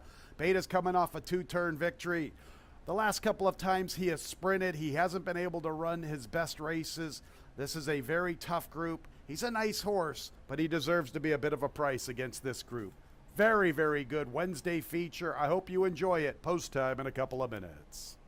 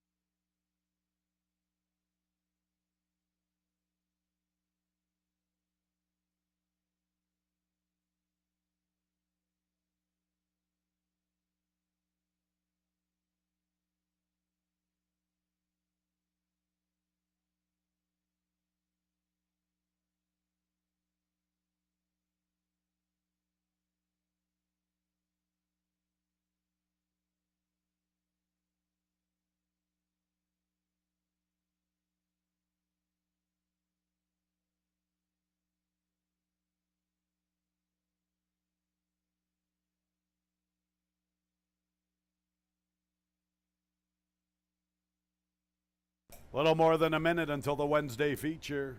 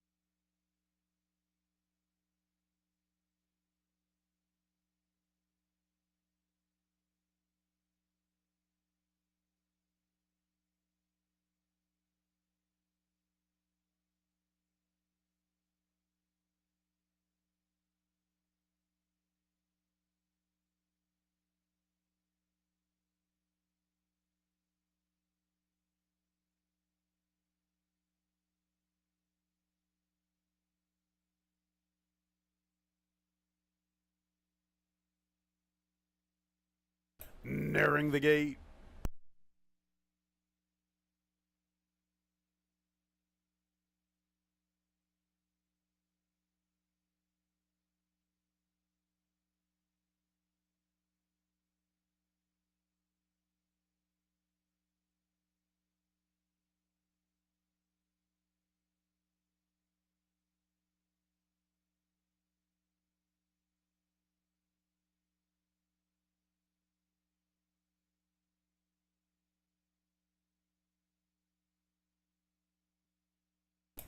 It's post time for the third race. Number 5, Chateau, looking for his 9th career victory. He is the current 2-1 favorite. 3 Ladies Golden Guy at 5-2. Dr. Blarney and Flying Emperor, both 7-2 in the wagering. Disco Dino and Beta, both 8-1. Here's the George Barker champion, Disco Dino. Very nice, 8-1 on the board. Now 7-1 for Disco Dino. There's Beta. He's looking for 2 in a row and 3 out of 4. Ladies Golden Guy, back in a 1-turn sprint. Dr. Blarney, the 10-year-old, looking for his 28th career victory. The speedy Chateau with the front bandages this afternoon. And Flying Emperor to the outside. Ready for the Wednesday feature. And there they go. Awkward beginning, Dr. Blarney. Flying Emperor broke running. So too does Ladies Golden Guy. A Chateau from just a tad off the pace. There's Disco Dino from the inside. Now 4 of them line up. Beta is 5th, and Dr. Blarney is the last of 6, and he's a little less than 6 lengths off the lead. Disco Dino, the George Barker champion, from the rail with the lead. Plenty of chasers. Chateau 3 deep, Flying Emperor from the top shelf. Ladies Golden Guys back to the 4th position, shuffled back, losing ground. Dr. Blarney from his outside, Beta from his inside. Disco Dino with the lead midway through the turn. Flying Emperor comes with his run. Chateau's under a little bit of pressure from 3rd. Dr. Blarney's trying to gear up very deep. Ladies Golden Guy trying to recover. Beta trying to make his move along the inside. And here's Disco Dino, a generous 10-1 on the board. Flying Emperor continues to chase him. And Beta's also trying to quicken in. Disco Dino disrespected. He's the leader at the 16th. Beta and Flying Emperor trying to come and tag him late. Disco Dino reaching for the wire. Here's Beta from between runners. Beta 12-1, the longest shot on the board, wins the Wednesday feature from Flying Emperor, Disco Dino, and Ladies Golden Guy.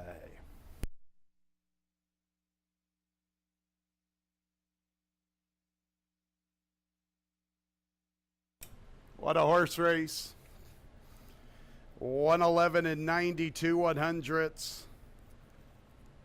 Disco Dino 10-1, the George Barker champion. Oh, he looks pretty good at the 3/16.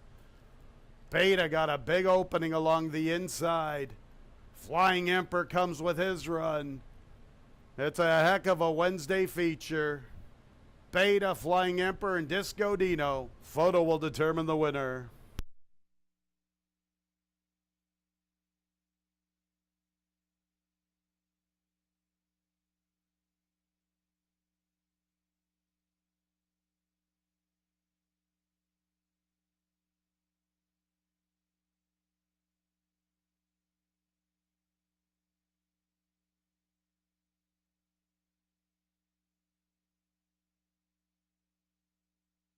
Number 2, Beta first.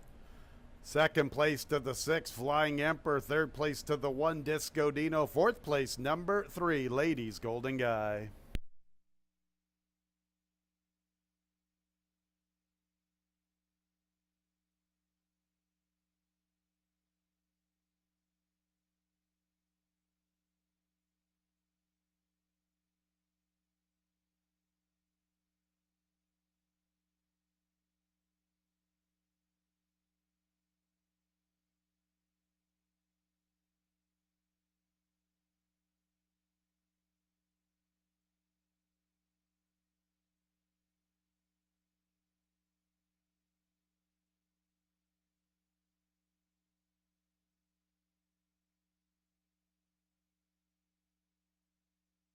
Beta's in the winner's circle. Give him 2 in a row. 3 out of 4 is 8th overall. A 6-year-old Dark Bear Brown gelding by Alpha out of the dam 7 Deadly Sins, owned by Louis Ferrari, bred in New York by Louis along with Sequel Stallions New York LC.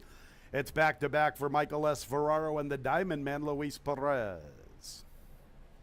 What a Wednesday feature in the books officially. 2-6-1-3. Luis Perez, Michael S. Ferraro double, 7-2, $96. 2-6 exacta, $151.50. 2-6-1 trifecta, $154.75. The 10-cent super, 2-6-1-3, $92.50. 4th race, 1A Stormouth feet, 1 pound over the weight. Our 4th race in about 23 minutes at 2:46.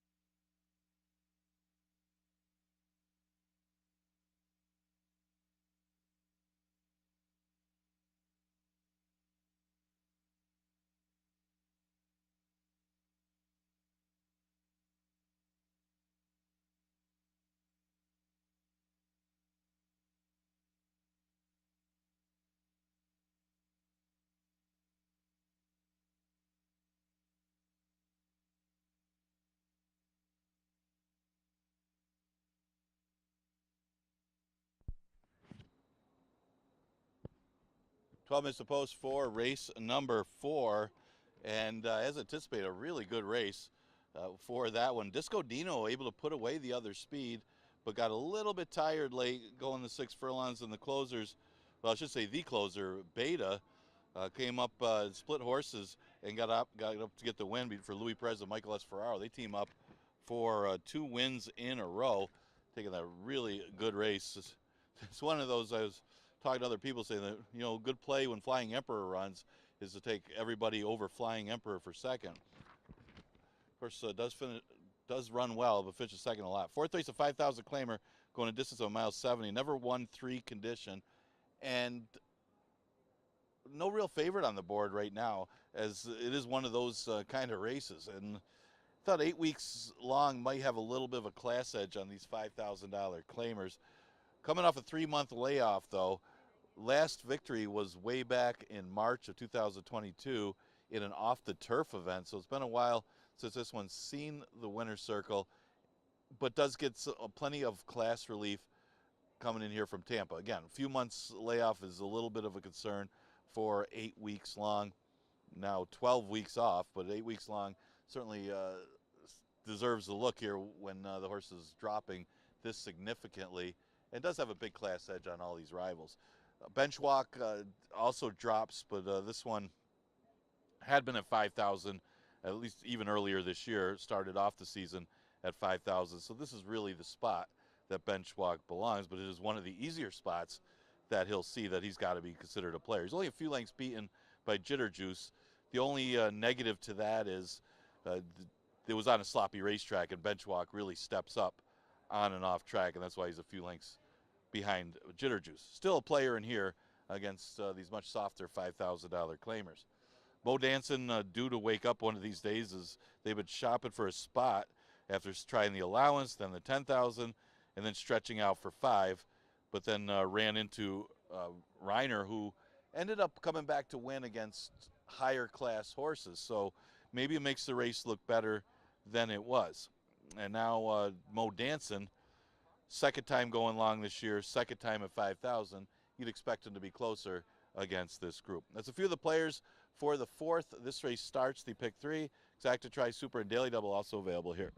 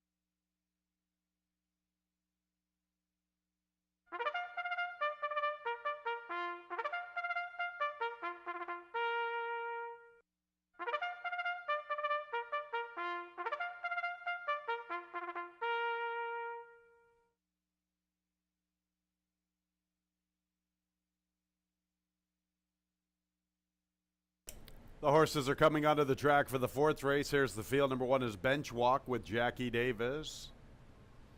Stablemate 1A Store Malfeet, Giovanni Paredes, 1 pound over the weight. 2-1 for the Nurka Huertas duo.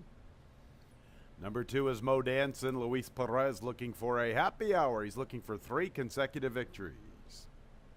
Next will be number 3, Trisatum, Christian Navarro.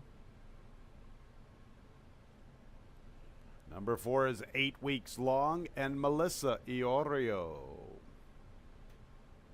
Second choice at 5-2. The 5 is Robbins Empire. He's gunning for 3 in a row. Kay Berkoa looking for a riding double. 6 is Take the Edge with Carlos Barbosa.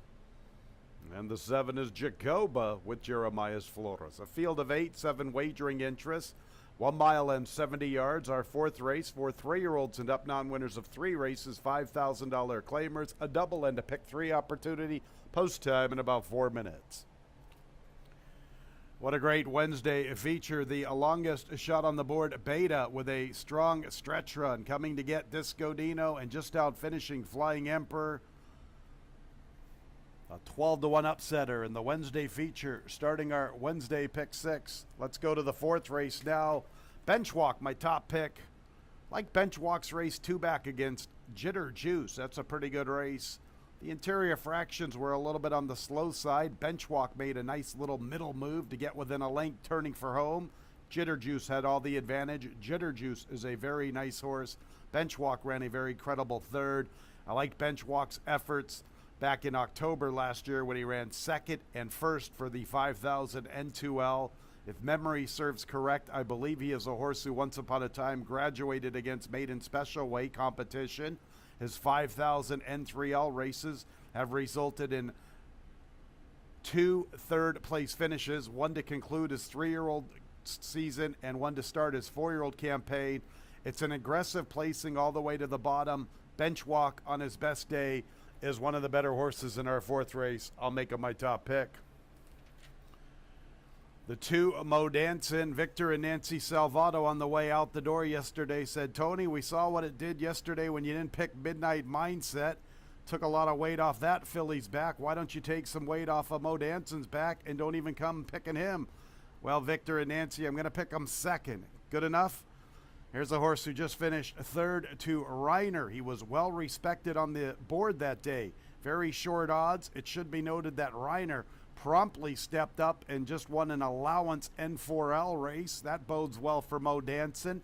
He figures to be forwardly placed along the inside. This is his second consecutive race around 2 turns. Mo Danson, my second pick, at a good number, 5-1, despite Victor and Nancy Salvato not wanting me to even mention their horse. I had to at least pick them somewhere, guys. Third is 3, Trisatum. He just finished in front of Mo Danson. You could say, why not pick Trisatum over Mo Danson? I think Mo Danson will be more forwardly positioned, and if you look at their discrepancy in odds in their recent race on the 20th of June, that's what leaned me towards Mo Danson over Trisatum. After that, I looked at the 6, Take the Edge, who I thought ran a very good race on the 26th of June.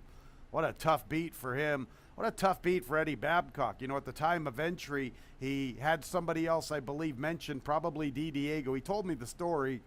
He had to put in Carlos Barbosa at the last second, and unfortunately, he couldn't utilize the 10-pound waiver allowance. It probably cost the victory. I thought the horse won the race. I still think he won the race, but it was a tough photo.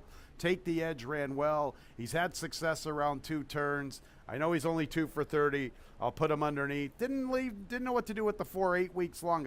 I've kind of overlooked him, which is kind of a shame, which is shameful on my part, because this horse is conditioned by Anthony Ferraro, who's having a huge year. Last time we saw him here at Finger Lakes, he ran up the track, but he did run 3rd in an allowance event in the middle of May. He's got some past class, and I'm not sure what happened to me snoozing, leaving him off my top 4, but that's the case. 1, 2, 3, 6 here in the fourth, offering a pick 3 and a daily double.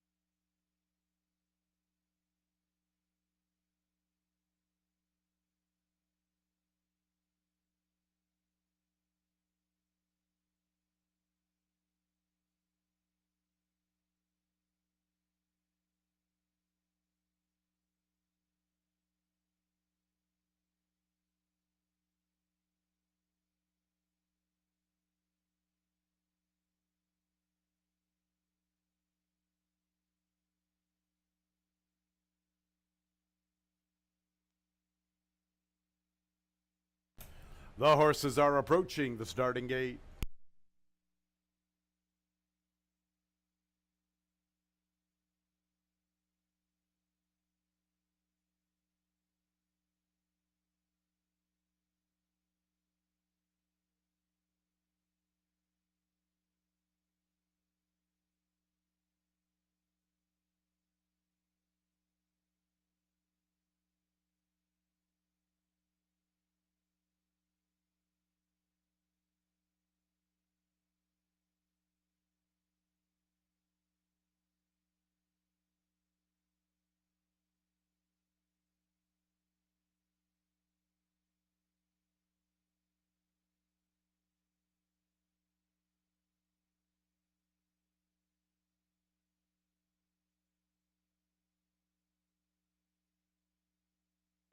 It's post time for the fourth race. Field of 8, 7 wagering interest. 2-1 for the Inerca Huertas duo. Benchwalk Storm Alfeet. 2-1, 8 weeks long. Favoritism with the Huertas duo. Mo Danson, the first one in for Victor and Nancy Salvato and Ilmar Loaiza. Trisatum joins them for a River Card stable. Here's M. Anthony Ferraro's 8 weeks long. Next will be Craig Lanham's Robbins Empire. He's looking for 2 in a row for the Desert Rat Troy Smith. Kay Berkoa looking for a riding double.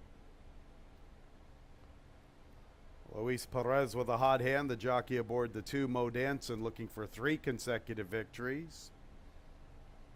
There's Everett Cole's Jacoba.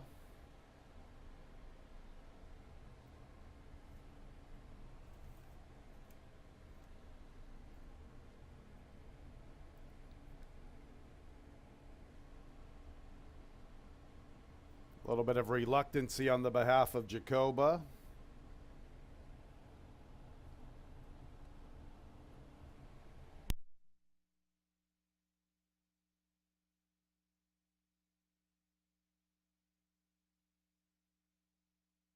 Jacoba is in. Up next will be Nerca Huertas' Bench Walk.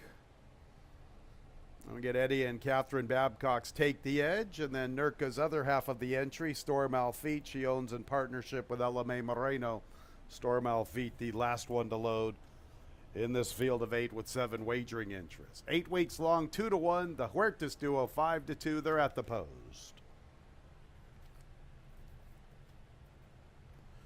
And there they go, 8 weeks long, a little slowly into stride with Robbins Empire. Take the Edge is on the lead. Here's Mo Danson utilizing his inside draw.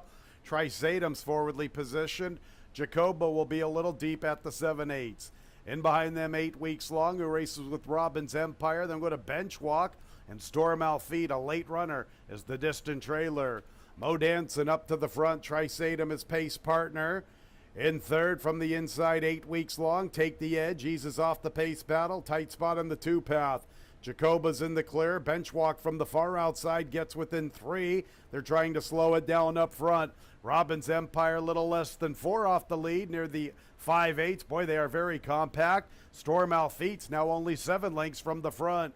25-2. Luis Perez trying to slow it down to the best of his ability aboard Mo Danson. Trisatum is there, so too is Jacoba. And Benchwalk and Jackie Davis recognize the soft pace, and they're right there, 4 of them abreast. From the inside, races 8 weeks long. Then we're going to Robbins Empire Take the Edge. Storm Alfeet at the back. Mo Danson, Jacoba, Benchwalk's under pressure. Mo Danson has the lead at the 5/16. Trisatum's back to 4th. 8 weeks long now, tries to get room, and here he comes with his good-looking run. In the meantime, Jacoba's up to the front, 8 weeks long, trying to come and pick him off. And Mo Danson now a little even pace from the inside. It's Jacoba. Jacoba with the lead, trying to spring the upset. 8 weeks long is the late threat to the outside, but Jacoba was right there amongst this soft pace. He has kicked clear. Boy, he has been hit hard late. He's all the way down to 7-2, and he's striding away like a good-looking winner. Jacoba in front.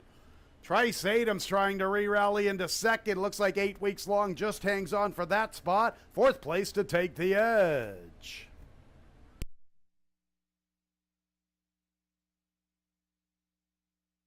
I guess they knew. Jacoba all the way down to 7-2. When I looked at the board, I was expecting that number to be double digits. Not the case. 7-2, Jacoba. 145 and 71/100ths the final time. Got tight for the balance, 8 weeks long. And Trisatum, Take the Edge, was running on also. Photo will determine the balance. Kindly retain all mutual tickets until results have been declared official.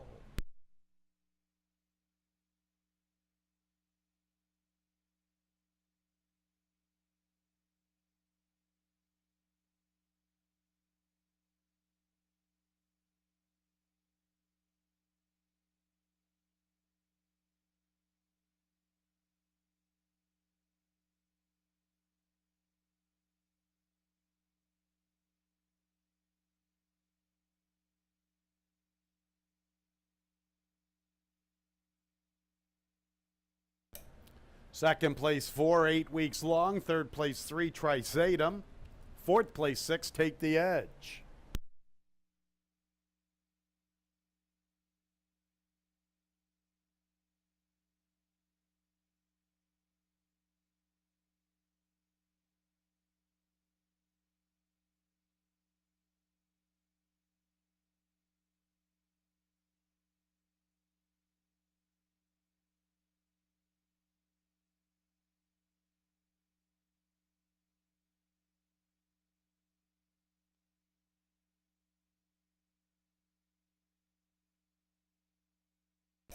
Jacoba's in the winner's circle, a 5-year-old dark bay or brown gelding by Lauban out of the Damn Yankee Bright, owned by Everett Cole, winning trainers Jimmy Patine, winning jockey Jeremias Flores.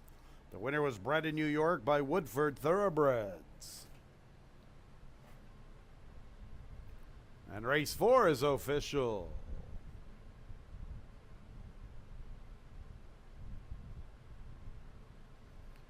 7-4-3-6, the double, a big double, $183.50, 2-7, the winning combination. The 7-4 exacta, $36.20. 7-4-3 trifecta, $41.25. 10-cent super, 7-4-3-6, $28.30. 7-2-7 pick 3, $259. The early pick 4 is a big one. 6 with 7 with 2 with 7. $1,363.50. Fifth race, we'll start our pick 5. Carlos Barbosa, new jockey 4, Tivoli Gardens. Race 6, scratch the 7, Barbara Spirit. 8th race, scratch the 1, Horn of Plenty. No changes in the nightcap. The pick 5, 20 minutes away.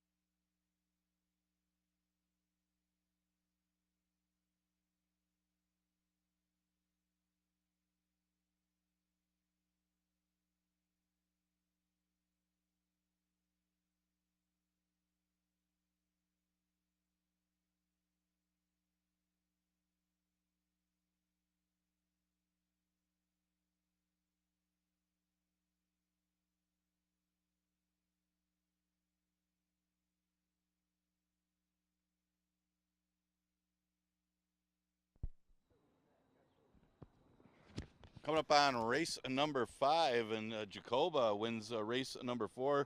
Jim Patine has Jeremiah's Flores aboard. It's a name from the past. Jim Patine gets the victory with Jacoba. I think Mailman was the one that was telling me he liked that horse today. Congratulations to Mailman. I think he made a good hit on that one. That one will start off the pick 5. Actually, it starts with pick 3. The pick 5 starts with the 5th. Now, optional claiming allowance, 20,000 as a tag. And this is the split condition. Horses that won 2 races since the date or never won 4 races. Going to start the pick 5 with the 5th because we have a 9-race card. Another good one. This is more like a stakes race, much like we had the boys earlier in the 3rd. This is a high price allowance race for the female horses. You do have a couple in for the tag. You have Lan Franco file and Timed Out, both in for the tag here. Some early money on the entry for M. Anthony Ferraro, Eros' girl, Queen Aurelio. Why not? Queen Aurelio is undefeated at Finger Lakes, and Eros' girl was a stakes winner, winning the Niagara Stakes. I did go with Gone and Forgotten, though, just on what this horse did last year against the best older fillies and mares on the grounds. Obviously, Eros' girl, most of her damage was done against other 3-year-olds. Gone and Forgotten was beating the older horses last year. Her first start of the year may have needed the race. It was a sloppy track. No chalk, got a dream trip up the inside, and they didn't back up. And she was just spinning her wheels behind No Chalk. She's as cold as ice, came back to win out of that race. We just saw her win yesterday. So fast track today for Gone and Forgotten. Second start off the layoff. She should be awfully tough in here, and she's at odds right now 7-2. I just got to take a second look at that.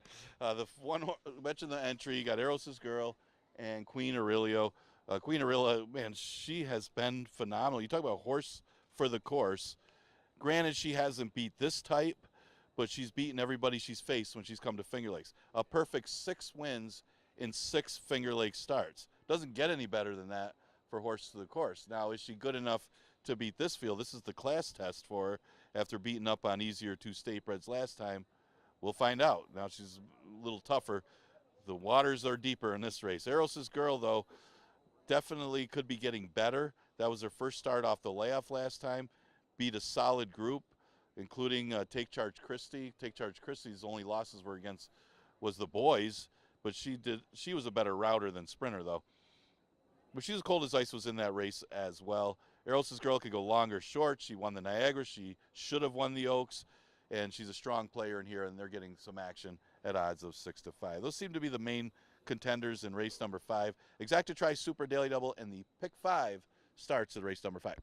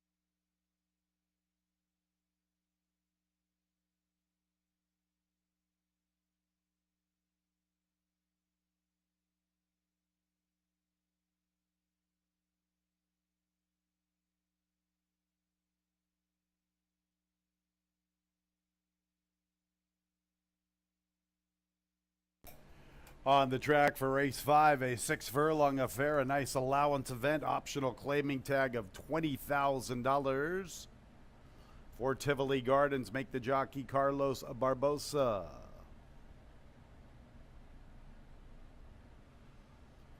This race starts our Wednesday pick 5, a field of 7 with 6 wagering interest, fillies and mares, 3-year-olds and up. A 6 furlong sprint, here they are, 1 Eros' Girl, Cabercoa. 1-8 Queen Orella, Jackie Davis 4-5 for the M. Anthony Ferraro duo. 2 is Timed Out, Emmanuel Di Diego. Next will be 3 Gone and Forgotten, Luis Perez, Michael S. Ferraro looking for 3 apiece. Stablemate for Tivoli Gardens, Carlos Barbosa picks up the mount. 5 No Chalk, Oscar Gomez. And the 6th, Lanfrancophile, Andre Worry. That's the field of 7. Post time in about 3 minutes.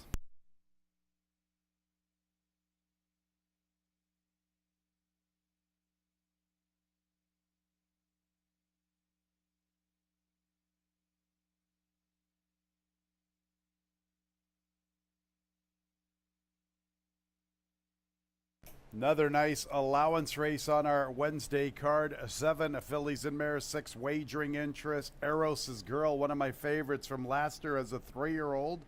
She's looked pretty good so far this season with that 1 victory. That was on the 30th of May.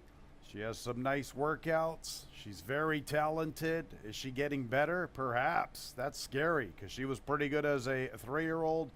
Let's see if she can continue the winning ways. You get Queen Orella 2 for the price of 1. And the public's all over the M. Anthony Ferraro all the way down to even money. Queen Orella's looking for her 8th victory in 16 starts. Eros' Girl 5 for 13 with 3 seconds. A powerful entry at even money. 3 Gone and Forgotten was our top filly and mare from the 2022 season. She is 9 for 15 with 2 seconds and 2/3. Not a good start to her 5-year-old campaign on the 14th of June. I'm willing to forgive that effort. It was over a sealed, sloppy racetrack. Although she has had past success on wet racetracks, maybe she just needed a race under her belt. She's now 5 years of age. Her best races make her more than a player in this spot. She's a 5-2. 5 No Chalk. She's right there with Eros' Girl. She was a talented 3-year-old filly. She just got caught on the line late in the Niagara by Eros' Girl. No Chalk had built up a 4.5 length lead. No Chalk is the one that just destroyed Gone and Forgotten. That was over that sealed, sloppy racetrack. No Chalk 2 for 3 on wet racetracks with 1 third place finish. She's not that bad on a fast track. 2 for 7 with 4 seconds. She's very talented, no question about it. Those are the 3 that are getting all the money. The 3 wagering options with the entry, Gone and Forgotten, and No Chalk. 2 Timed Out, recently claimed by Gumster Stable and Ralphie D. Stepping up, this is a salty spot, but here's another one with some ability. 4 for 17, 6 seconds and 2/3. I've got her as my 4th selection. 1-3-5-2 to start our pick 5.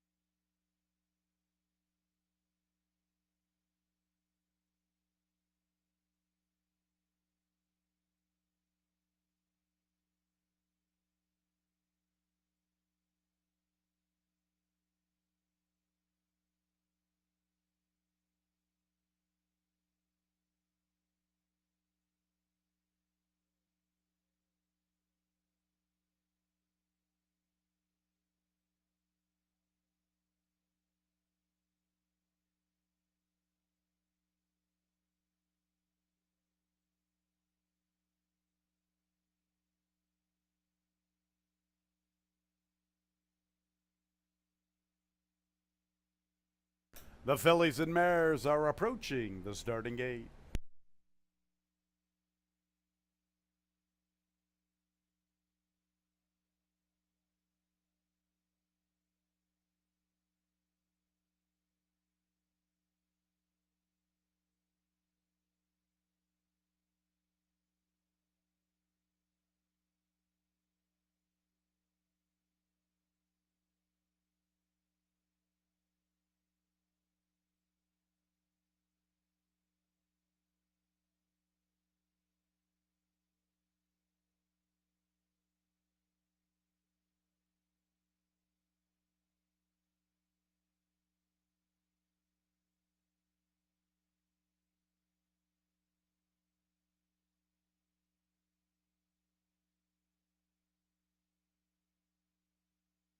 It's post time for the fifth race. The fillies and mares are arriving at the starting gate.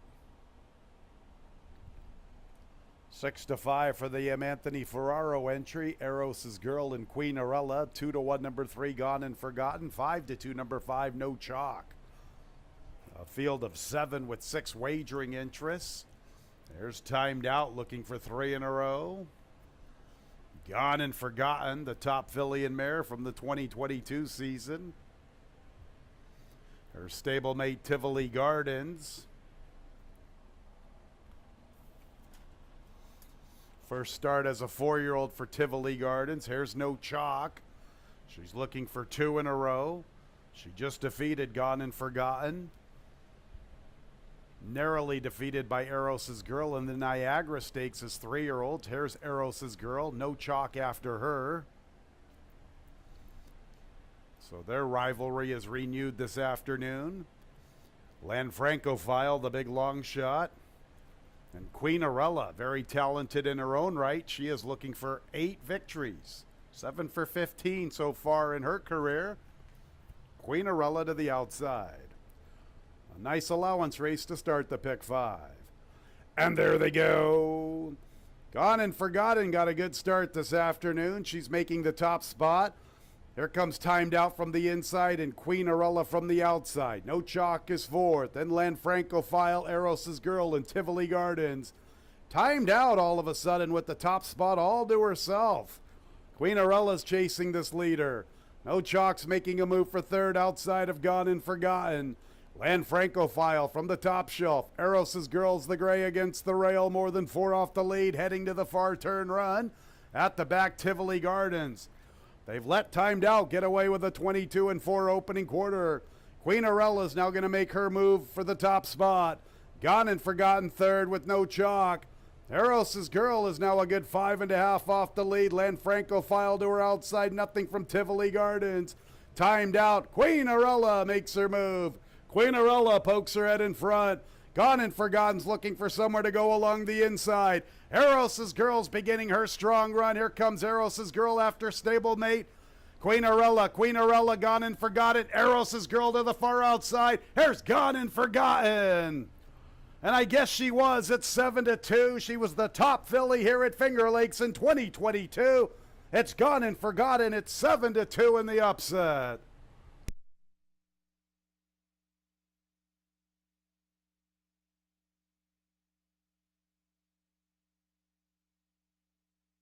That's a big price on Gone and Forgotten. A big effort by the 2 Timed Out. Boy, they let her get away to a lonely lead of 22-4. There's Queen Arella, who has her head in front at the 16th, but Gone and Forgotten with her rail rally. Timed Out. Eros' Girl late on the scene to the outside.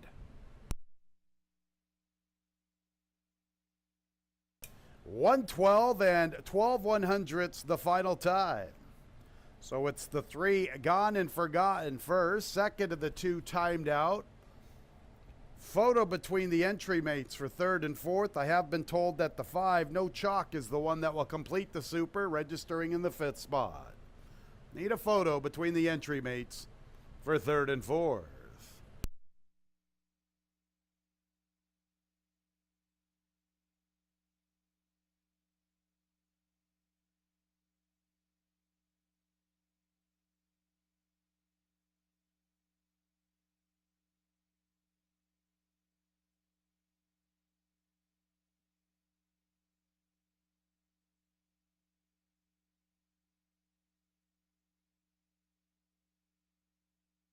Number 1, Eros' Girl laid on the scene up for third. Fourth place to her stablemate 1A Queen Arella. Once again, the 5 No Chalk finishes fifth to complete the superfecta.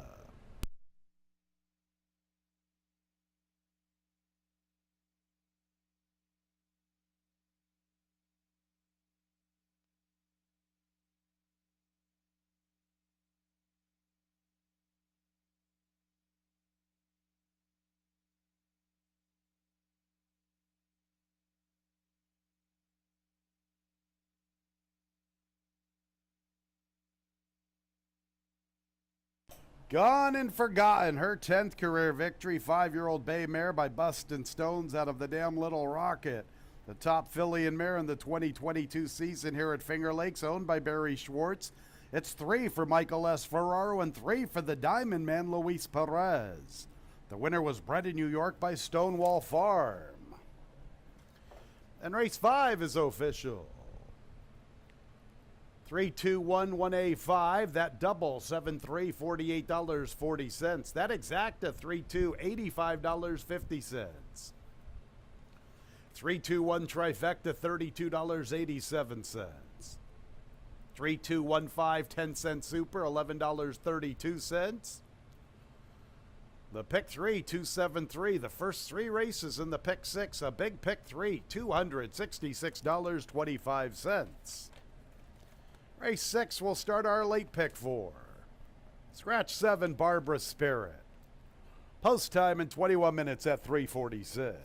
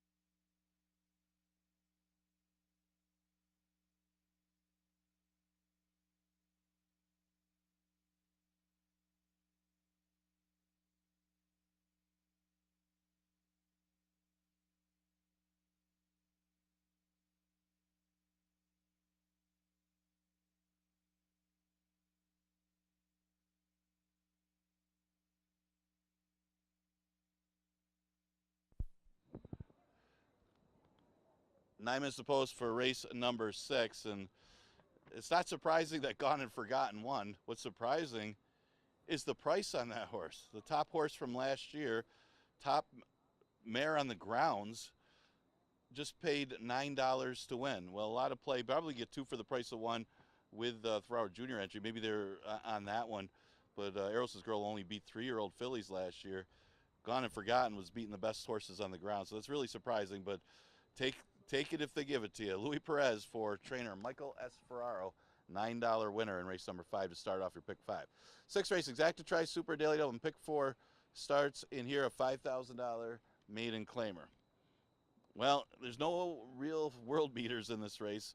The one, Don't Annoy Me, is the one I'll start with because she does have a little bit of a class edge on this field, just facing a little bit better at Penn National, Tampa, and Charlestown. She looks like the inside speed of the race as well, and it's just a matter of her to be able to sustain it against this field. Now, it's her first start around this racetrack, and again, she's had her chances, but maybe this is the easiest that she's faced, and she's getting some early play at 4 to 5. Sunshine Girl, you expect to get some play. She's had a lot of chances, but she'll drop to 5,000 for the first time after a few straight in the money finishes, stretches back out. She ran a decent third when she ran long before, although it wasn't the strongest of special weight races, but this is 5,000. That definitely puts her in the mix. Do or Diddy Diddy, probably the biggest upside considering it's only her 3rd start. She's by War Dancer. Her first start was for 5,000. She ran behind a next out winner in that $5,000 race. So when they did send her long, it was against maiden special weight. So one thing you could say, she's never been long for 5,000, and that could be the key for Do or Diddy Diddy. She did finish behind Sunshine Girl in that initial route attempt, but maybe she can improve in her 3rd career start. 10 to 1 is the price. You don't often see 10 to 1 on a horse trained by Chris Engelhardt. Exacta Tri Super Daily Double and pick 4 starts in race number 6. You have 7 minutes to post. Again, scratch the 7.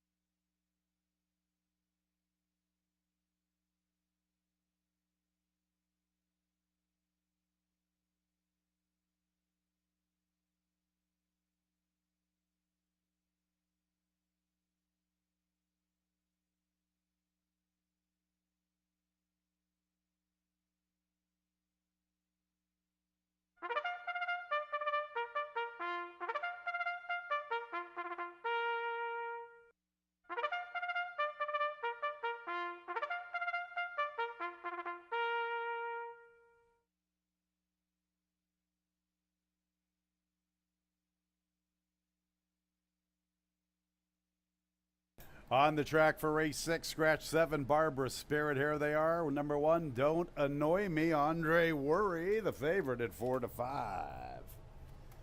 Number 2, Do War Diddy Diddy, John Davila Jr. Next will be the 3, Alara, Stephen Frett. Number 4, T's Double Trouble, Heeman Harkey. 5 is Sunshine Girl, Kevin Navarro. Next will be the 6, Wow Spelled Backward, Giovanni Paredes.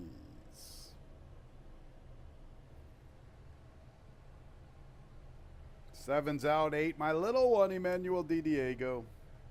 Race 6, 1 mile and 70 yards, fillies and mares, 3-year-olds and up, maiden claimers, 5,000 the level. First leg of our late pick 4, post time in about 4 minutes.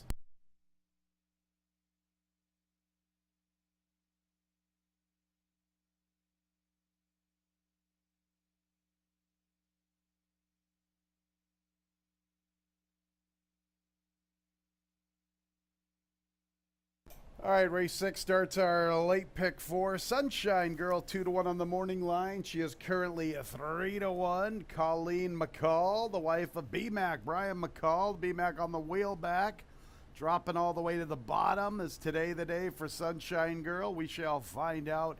Her 2-turn race on the 26th of June was better than it looks. She was the only one that was up near the lead that kind of stuck around. Grandma T and the Honorable I were from both well off the pace. Sunshine Girl wheeled back. That's what B-Mac likes to do. On the 4th of July against Maiden 11s, ran a distant third all the way to the bottom with 2 turns. Is today her day? I'll take a chance at 3-1. Number 1, Don't Annoy Me, is getting all of the money. 5-1 on the morning line and 4-5 on the board.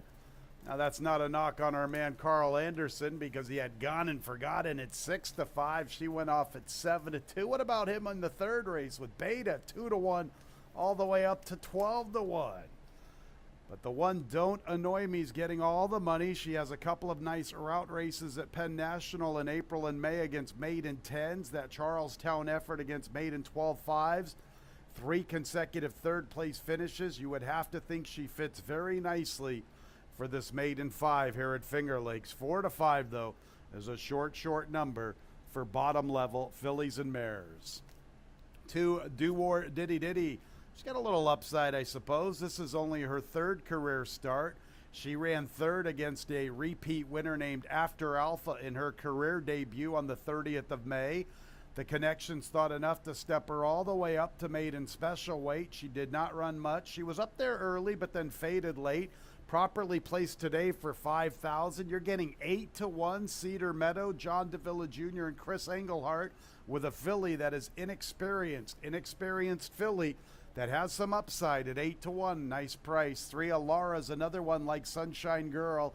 She's been to the races quite a bit in her career. Seems pretty good at this maiden at $5,000 level. She has some runner-up efforts. Went in for $5,000, 4 of them to be frank. And now she's going to go 2 turns for the 2nd consecutive time.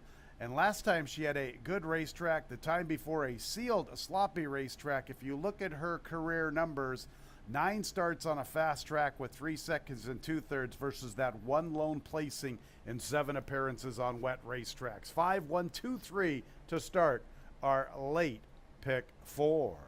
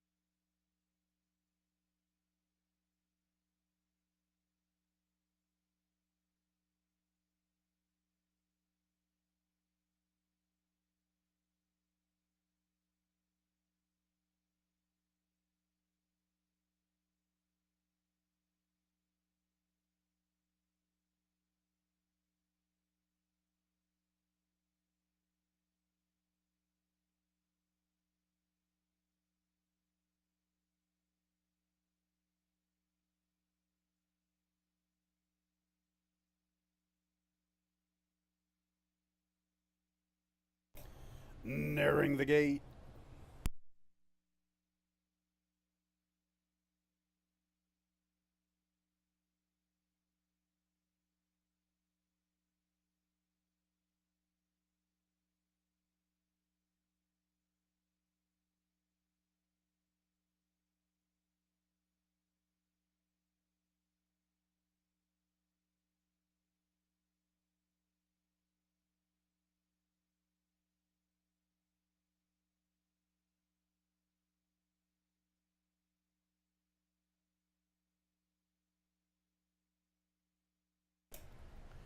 It's post time for race 6.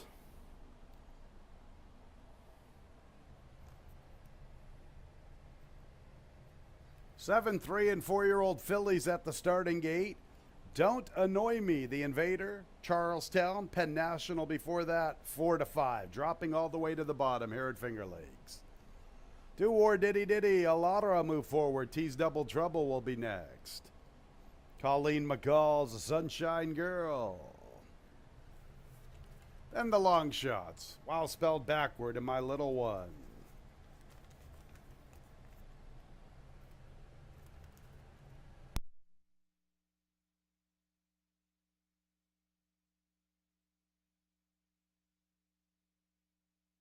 While spelled backward, ready to move in, My Little One, 71 to 1. The long shot king, Eddie Babcock. This would be the big time long shot from Mr. Babcock, 73 to 1.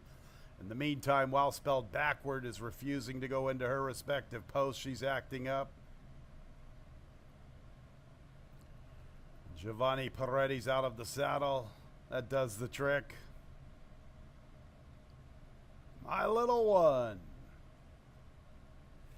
Now 58 to 1. We're going to let Eddie Babcock beat us at 73 to 1. 3 to 5, Don't Annoy Me. Lay pick 4 time. And there they go. Sunshine Girl is showing pace with My Little One. Don't Annoy Me wants to go. Alara's forwardly positioned, as is T's Double Trouble. While spelled backward comes away running in the 6th spot. And Do War Diddy Diddy is the last of all. And the favorites get acquainted early. Don't Annoy Me and Sunshine Girl, they are 1-2. My Little One vying for 3rd, 3 wide. T's Double Trouble from between gals, and Alara saves ground from the rail. Better than 3.5 lengths to Do War Diddy Diddy. Another 2.5 to While Spelled Backward. Don't Annoy Me at 1-2. Sunshine Girl at 5-2. The top 2 in the wagering are 1-2 at the 5/8. They lead 3 lengths. Alara, T's Double Trouble. My Little One's back to 5th. Do War Diddy Diddy's a good 8 lengths from the front. And it's almost 4.5 or so back to While Spelled Backward. 48 4/5. Don't Annoy Me. Sunshine Girl's all over her. T's Double Trouble's trying to gear up with her run at the 3/8. Then we go to Alara and Do War Diddy Diddy. Sunshine Girl outside of Don't Annoy Me. Don't Annoy Me still with the lead. And Sunshine Girl is second. T's Double Trouble 4 lengths from the favorite. And then we go farther back to Alara, who's 6 lengths from the front. Don't Annoy Me still with the lead. Sunshine Girl continues to her outside. T's Double Trouble is 3rd. And Alara has the 4th spot. Don't Annoy Me and Sunshine Girl's up to the front. Here's Sunshine Girl getting the lead and kicking clear. Sunshine Girl opens up. T's Double Trouble making a move for 2nd. Sunshine Girl at 5-2. Who's going to get 2nd? T's Double Trouble. Then Don't Annoy Me and Alara.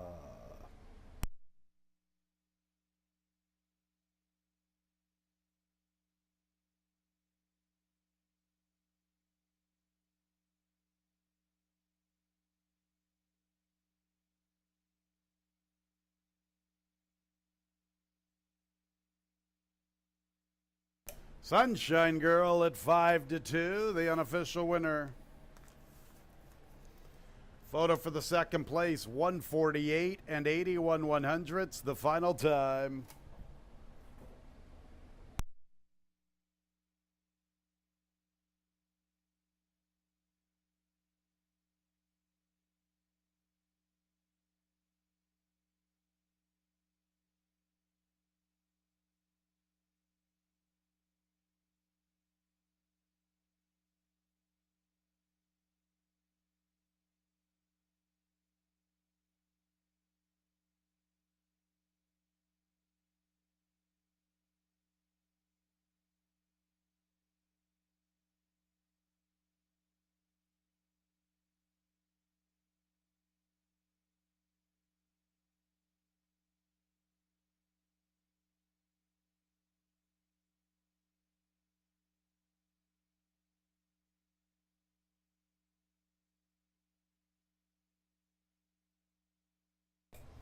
Sunshine Girl's in the winner's circle. She's a 3-year-old dark bay or brown filly by Frack Daddy out of the damn Sarasota Sunrise.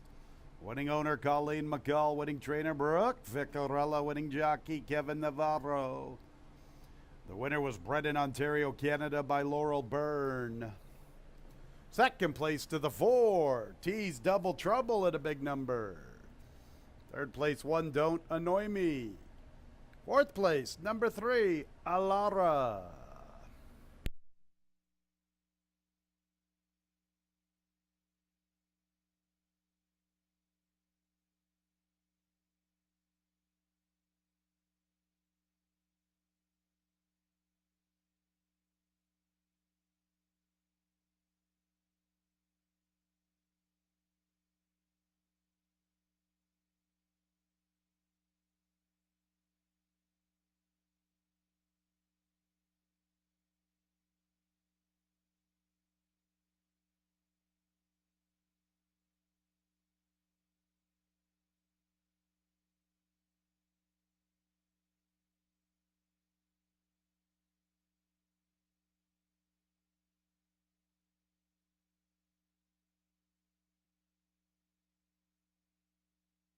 Race 6 is official.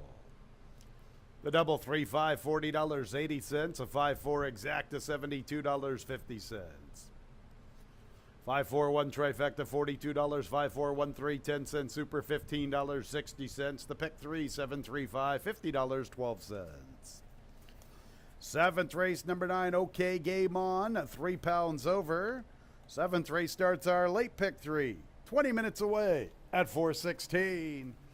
Hey, fans, start spreading the news. This Monday, July 17th, it's the 50th running of the New York Derby. Maker's Candy, the Mike Lee champion, will be the favorite for Mike Maker, looking for back-to-back New York Derbies. Jose Ortiz coming to town. Other contenders include My Purple Haze Stables, Freud Me In, and Happy Face Racing Stables, Allure of Money.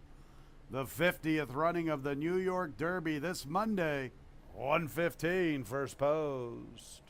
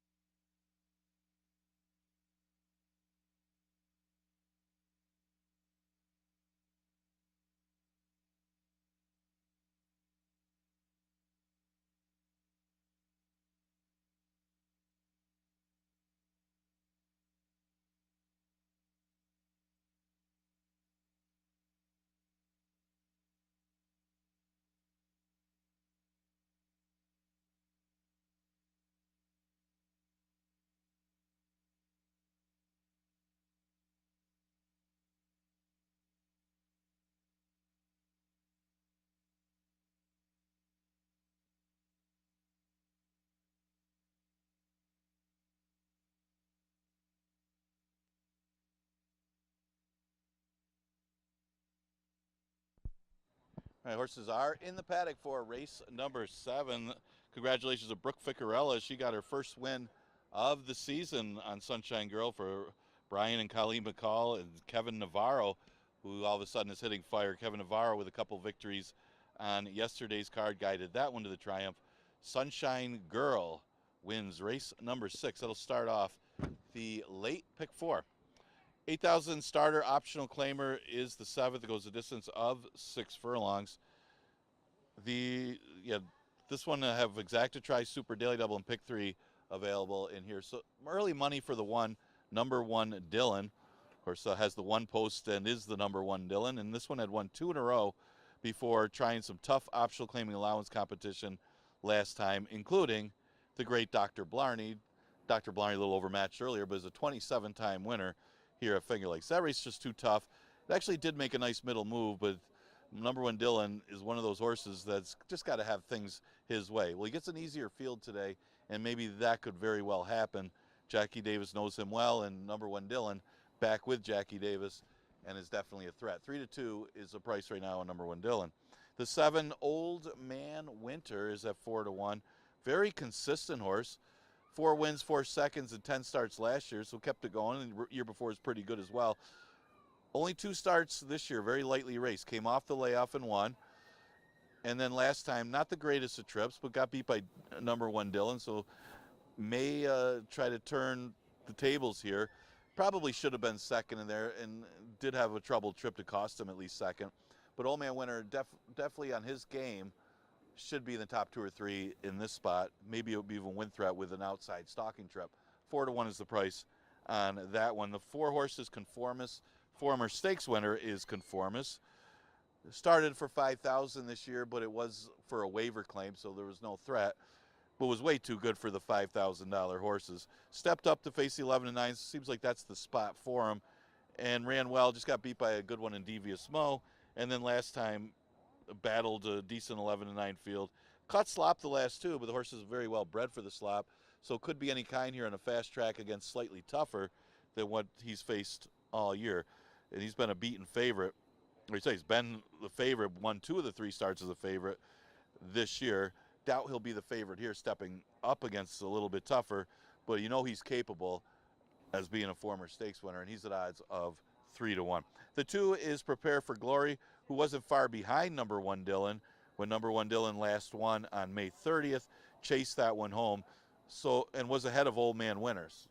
So 15-1 seemed a little high on the morning line, but then again, Prepare for Glory right now at odds of 31-1. Think about that. This horse came off the layoff and ran only beaten a length by the horse that's 7-5 in here, ahead of the other horse that's 9-2 in here, and he's 31-1. His only other race wasn't that badly beaten against tougher at Presque Isle. Horse definitely plays, at least to be in tries and supers. Exacta try super daily double and pick 3 starts in race number 7. Gets 7 minutes to post.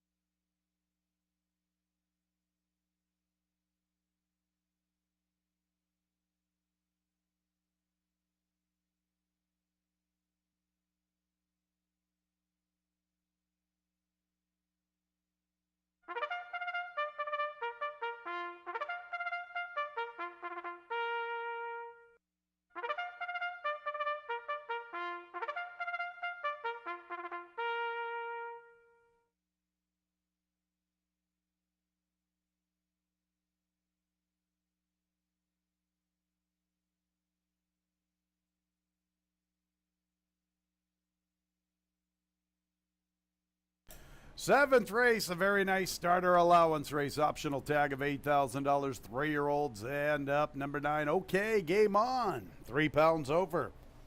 Good size field of 9 to start our last pick 3 of the work week here at Finger Lakes Gaming and Racetrack. Post time in about 4 minutes.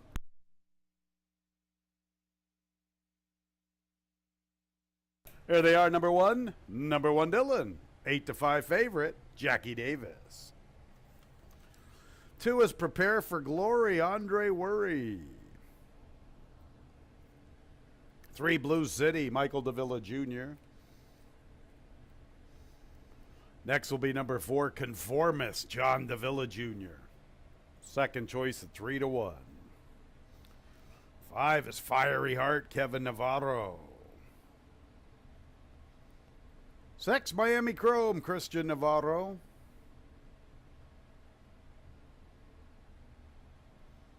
7, Skip the Parade. 8, Forward Motion, K. Berkoa. 9, OK Game On, Giovanni Paredes. And he always skips the parade. Number 7, Old Man Winter, over near the 5/8. Luis Perez with a hot hand looking for 4. Old Man Winter on the backside.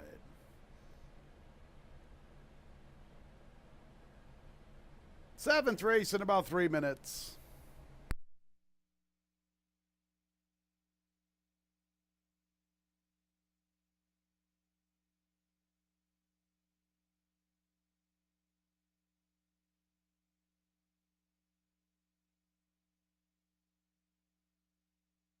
Late pick 3 time on this nice Wednesday card here at Finger Lakes. You're looking at my top pick. Better look at him quickly because he's going to head behind that starting gate any second now. Talking about Old Man Winter. 33% winner in his life. All of his races right here at Finger Lakes. Nearly $108,000 in earnings. It's a nice little horse, guys. He was 4-5 on the 25th of April in this condition. He was the favorite for most of the wagering on the 30th of May, but number 1 Dylan got all the late money. Number 1 Dylan was the winner. Number 1 Dylan opened up to a 6-length advantage, held on by a length to Prepare for Glory. Number 1 Dylan's 9-5. Old Man Winter 7-2. Prepare for Glory 19-1. Now, Old Man Winter had a little bit of trouble on that 30th of May affair. Luis Perez was a little hesitant. You could tell he really didn't want to put Old Man Winter up on the pace. And it cost him all his momentum, and I believe it cost him a chance at victory. I'm willing to come right back with him. They've given him ample time to get ready for this affair. Some nice workouts. He runs a big race each and every time. 3-1 is definitely fair enough. He'll probably be a lot lower by post time. Old Man Winter. Big shout out to my man Brad on Twitter. He loves Old Man Winter. I do too. Old Man Winter, my top pick. The 5, Fiery Heart, if you're looking for a little bit of a price play. What about this guy? Windy Lee Farm, John Buckley, Kevin Navarro, they've had a great week. Fiery Heart so far in 2023 has been perfect. Defeating Pentangeli on the 5th of June. That was a big run. And I'll tell you what, on the 21st of June, it was ultra impressive. This horse was 8.5 lengths out, turning into the lane, and he came storming home. He is hoping for plenty of pace on in here. He's sharp as can be. I know he's stepping up out of conditions, but hey, I'm not going to second guess Windy Lee Farm. They have been doing that around here for the last couple of years, and they have been doing it with tremendous amount of success. Fiery Heart, my second pick at 6-1. Number 1 Dylan, he's had a big year, no question about it. This is a much more reasonable placement for him. And I can't fault the connections for what they did on the 19th of June. You strike while the iron was hot. The iron was very hot with number 1 Dylan with back-to-back solid victory. So they stepped them up against Dr. Blarney, Cajun Casanova, Banyan Breeze. A little bit of deep water there. He's in with friends this afternoon. Logical player at 2-1. And then it was between the 2 and the 4 after that. Prepare for Glory. I liked his effort on the 30th of May. Didn't get to check out the Presque Isle affair. Horse is 0 for 2 on synthetic. I'll take him right back here at Finger Lakes underneath. And then Conformist, who's pretty sharp. Conformist has a big will to win. He deserves to be mentioned, no question about it, at 7-2. Old Man Winter for me and Brad. Old Man Winter, my top pick, Brad's top pick, to start our late pick 3.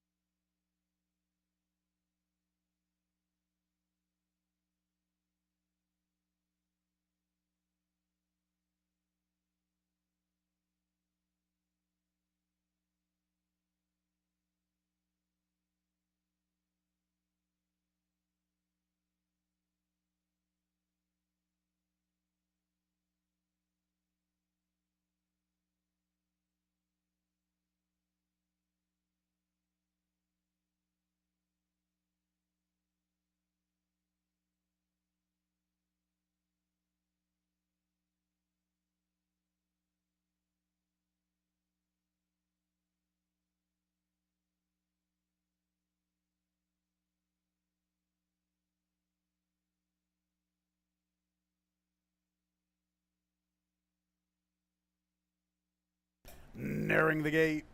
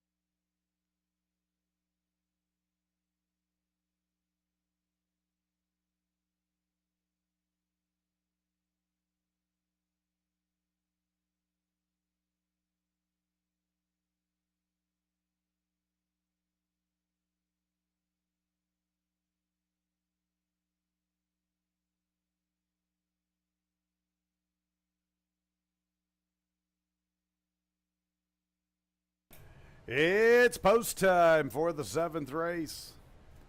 The number one Dylan, 2-1. Dylan Clark might argue that, though. Number one Dylan on the board at 2-1. Old Man Winter, 3-1. Conformist, 7-2. And after that, Forward Motion, 5-1. Pretty good group here for the starter allowance race. There's Conformist, Fiery Heart,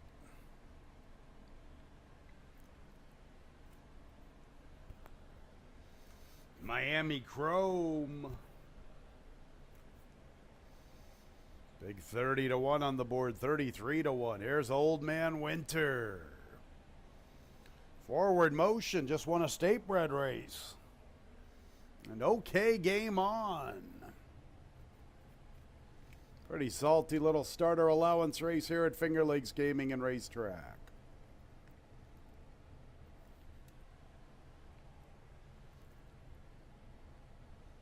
They're at the post. And there they go. Conformist is out for the lead with Forward Motion. Number one Dylan comes away in good order. Likewise for Old Man Winter. Then Miami Chrome. Blue City races inside a Fiery Heart. Prepare for Glory, second last. Okay, Game On's the last of 9. Forward Motion from the outside to the inside. Conformist stalks the pace along with number one Dylan. Miami Chrome is 4th. Old Man Winter gets a wide trip. Boy, he's going to be stuck out very deep heading into the turn. Fiery Heart's going to slip on through along the inside. He has some momentum with the Green Silks, getting within 5.5 of the leaders. They get away from Blue City. Prepare for Glory yet to kick it in. Likewise for OK Game On. Number one Dylan to tackle Forward Motion. Here comes Fiery Heart. Old Man Winter from the far outside. Also there Conformist. Number one Dylan up the inside to the top spot. Fiery Heart's going to try to quicken along the rail. Conformist comes with his run. Number one Dylan, Forward Motion. Fiery Heart, Conformist, a good one. Here's Fiery Heart from the rail. Fiery Heart at 5-1. Never underestimate a sharp equine, and he's as good as it gets right now in 2023 here at Finger Lakes. Fiery Heart from number one Dylan, Conformist, and Forward Motion.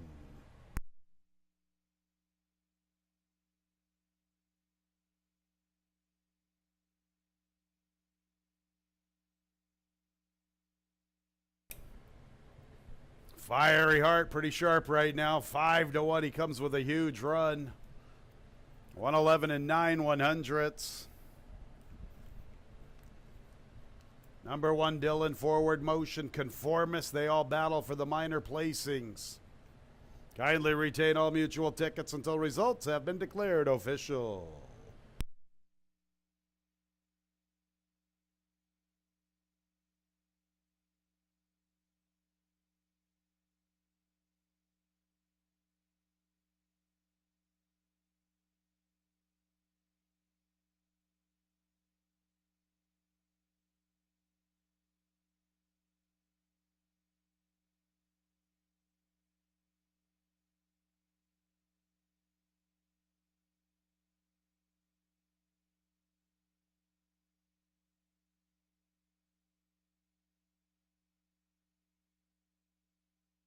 The 1, number 1, Dylan, second. Third place to the 4, Conformist. Fourth place to the 8, Forward Motion.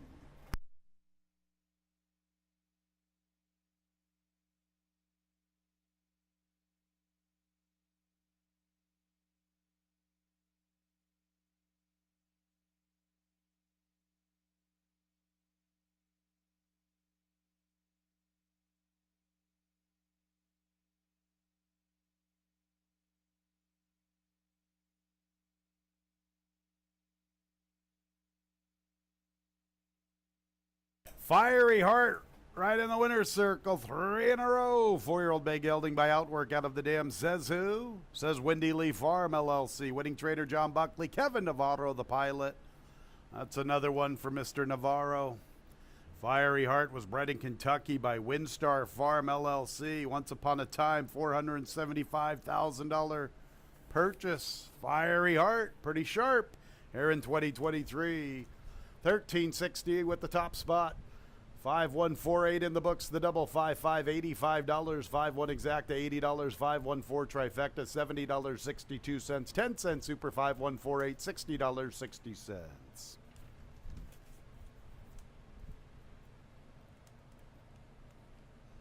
Race 8, scratch the 1 horn of plenty. It starts our late double post time in 21 minutes at 4:46.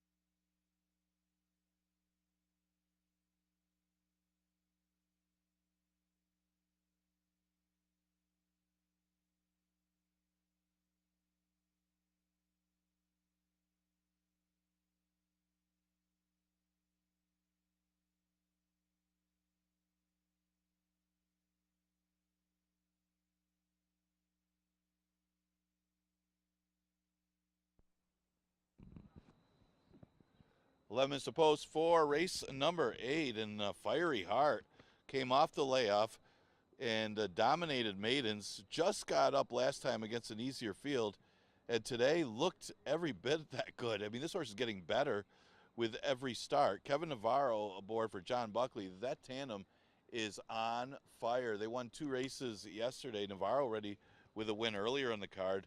So it was a matter of time before Navarro started picking it up. Same thing with John Buckley. $13 winner in race number 7. 8th race, a 10,000 optional claiming allowance, going 6 furlongs. Good competitive race here for the last double. Scratch the 1, Horn of Plenty.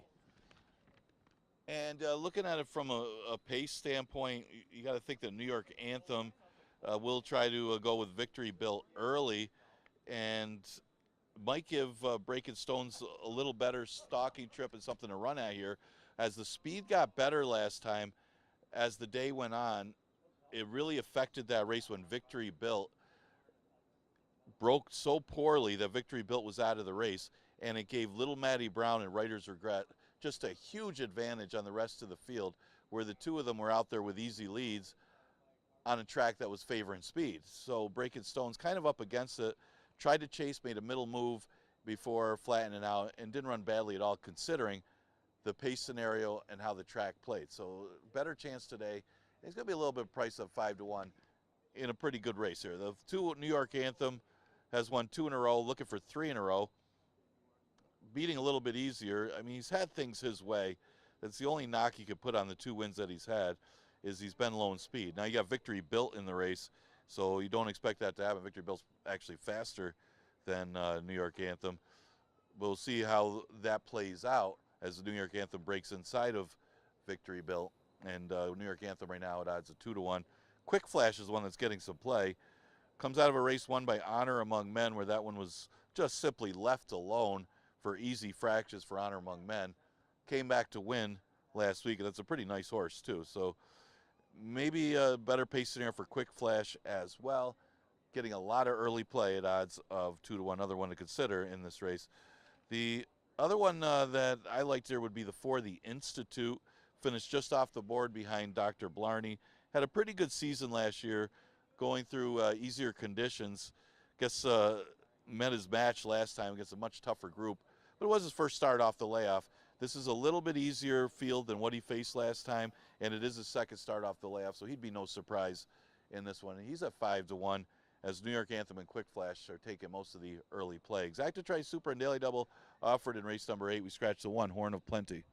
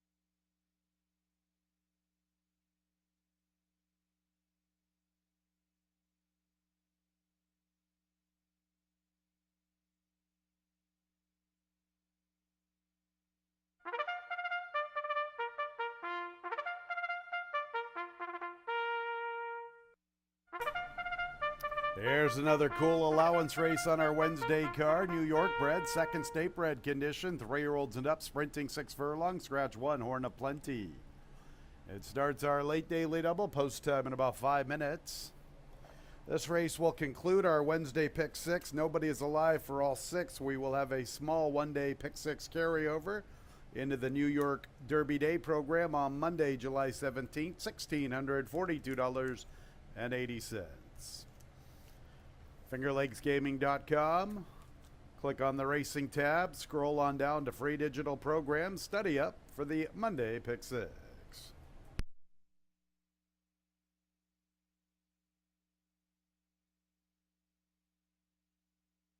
Let's meet the field, beginning with the current favorite, number 2, New York Anthem, 8-5, gunning for 3 in a row, 4 out of 5 dating back to last season, John Davila Jr. 3 is Quick Flash, 5-2, Jackie Davis. 4 is The Institute, Luis Perez, Michael S. Ferraro, looking for 4 victories apiece. Boy, they've been on fire today. 5 Breaking Stones, Oscar Gomez. 6 Little Matty Brown, Jose Baez. 7 is Tommy the Torch, Nazario Alvarado. And the 8 is Victory Built with Melissa Iorio. The 8th race, beginning our late daily double, 4 minutes away. Some great races on this Wednesday card. Another one right here with a field of 7 after the scratch of Horn of Plenty, the morning line favorite. Right now, New York Anthem is the favorite at 8-5. He's my second pick. What about the 4? The Institute. Liked what I saw from the Institute in 2022. Had a big year, 9 starts, 4 wins, and 1 second. When last seen here at Finger Lakes in 2022, not counting the most recent start, he was a 6 3/4 length winner. That was a first state bred conditioned affair. Granted, the competition, not the most toughest state bred. The last ace, Smoke It Alone, all due respect to their connections, but the Institute pretty much trounced them as anticipated. I liked his effort against Doc Advantage. I loved the race against Victory Built. He looked good when he defeated Support the Cat and Juggler. I guess the more you dive into the Institute, his company lines aren't the greatest. He was winning races he was supposed to win. Still, he did it in fine fashion. The connections thought enough to take him to Aqueduct in the middle of December and a salty state bred on the Naira circuit. He received a lot of tote support, just under 6-1 in a good sized field of 11. Didn't really represent himself the greatest. So the connection said, let's give him the rest of the winter off, freshen him up for a 4-year-old campaign. Comes back, ran into some buzzsaws. Dr. Blarney, Cajun Casanova, Banyan Breeze. This is a much, much easier assignment than that group. I'm hoping he can return to the form that made him successful towards the end of the 2022 season. 2, New York Anthem is the sharpshooter. We just saw Fiery Heart win. Never underestimate a sharp equine. New York Anthem is sharp. He's 2 for 2 to start the season. He's won 3 out of his last 4 races here at Finger Lakes. Mommy's Jewel beat him on a good racetrack. Mommy's Jewel really has an affinity for an off racetrack, so that defeat, even though he was the favorite, isn't that bad because Mommy's Jewel is extra, extra good when the racing surface gets wet. New York Anthem is the speed of the speed along the inside, and he's probably the horse to come and catch. He's the 8-5 favorite. 5 Breaking Stones. I've been supporting this horse in his last 2 races. He's had a couple of good trips. I will say this, on the 17th of May, I thought Oscar moved just a tad too soon. He built up a 2-length lead, but couldn't seal the deal on Flappable Max. And Horn of Plenty were able to advance past him in the final furlong. I don't have a lot of reasons for the disappointing effort on the 20th of June. Not a lot of excuses. Thought he got a pretty good little setup and couldn't come with his run. Perhaps the outside post and maybe the speed just kept on chugging along. His best race makes him competitive, but I've been a little disappointed in the last 2. Quick Flash is getting a lot of tote support, somewhat surprising to me. He ran against Honor Among Men on the 5th of June. That's a pretty good racehorse. Never Early pretty much handled him. Not really much of a factor against Ladies Golden Guy and Tommy the Torch. 3 for 34. I don't know. I'm a little scared with the toad action. Perhaps he's really well meant this afternoon. A horse that is 3 for 34 and is currently 3-1, and his odds were significantly lower minutes ago. 4-2-5 for me, hoping the Institute, despite his somewhat weak company lines, can get back to the winner's circle here in his second start in 2023. Starts our late double. I like the Villa and Engelhardt in the nightcap.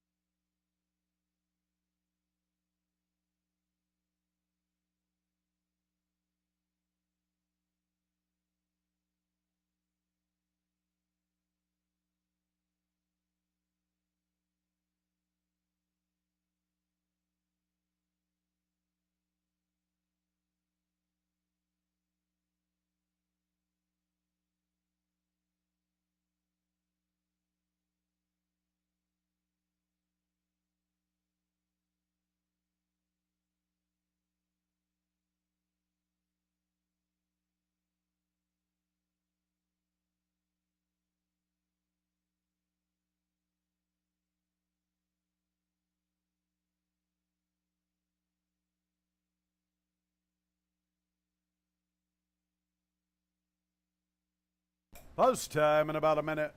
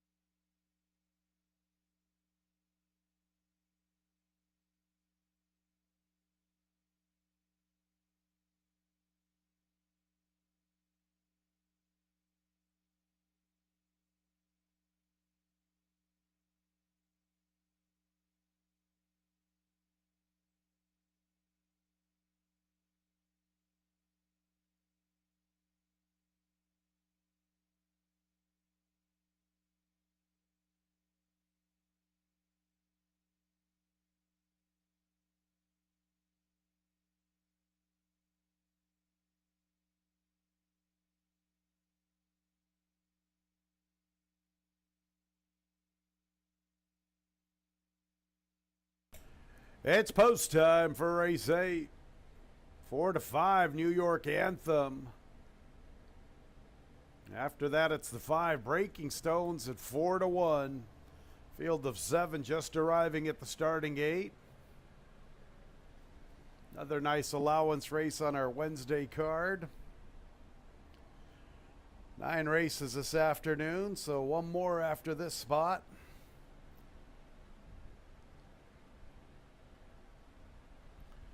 And here is the speedy New York Anthem. All the way down to 3-4. There's Quick Flash. The Institute. Breaking Stones.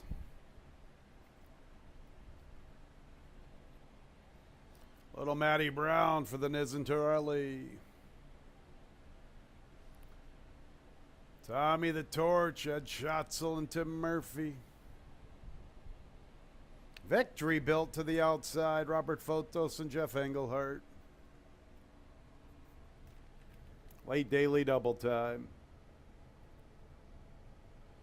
And there they go. Little Matty Brown quickly into stride. New York Anthem from the inside, taking his sweet time to gear up through the initial opening quarter. From the far outside, there is Victory Built, the Institute amongst them, including Tommy the Torch. Breaking Stones and Quick Flash are at the back, so it's Little Matty Brown with the lead. New York Anthem wants the 2-path. The Institute's pushing 3 deep. Victory Belt stuck out there in no man's land heading into the turn. Tommy the Torch is a little less than 3.5 for 4 off the lead. Breaking Stones tries to advance from the rail. Here he comes with a nice run. At the back is Quick Flash. The Institute 3 wide. Little Matty Brown, New York Anthem under a vigorous drive. Breaking Stones is getting a nice trip once again. Can he take advantage? Can he find somewhere to go? Rail's been pretty good all day, and there it is. It opens up for Breaking Stones. Breaking Stones up the inside to tackle Little Matty Brown. The Institute with that wide journey. New York Anthem gives way. No excuses for Breaking Stones other than he's got a tough customer to his outside named Little Matty Brown. Shuffle up and deal with Little Matty Brown. Breaking Stones had every chance to go on by. Then we go to New York Anthem and Quick Flash.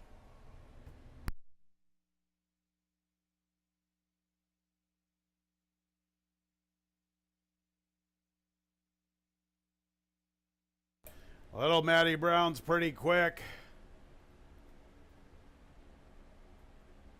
He got the lead early. New York Anthem didn't show that expected pace along the rail. Breaking Stones had every chance, but it is Little Matty Brown, a determined winner of race 8, 111 and 61 100ths.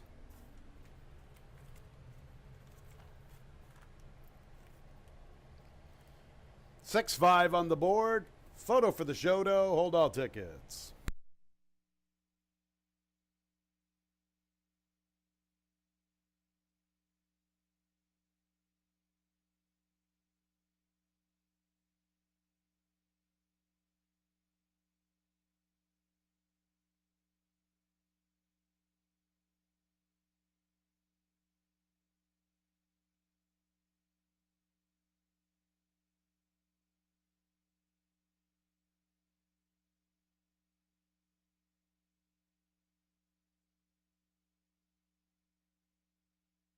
Two, New York Anthem third. Fourth place 3, Quick Flash.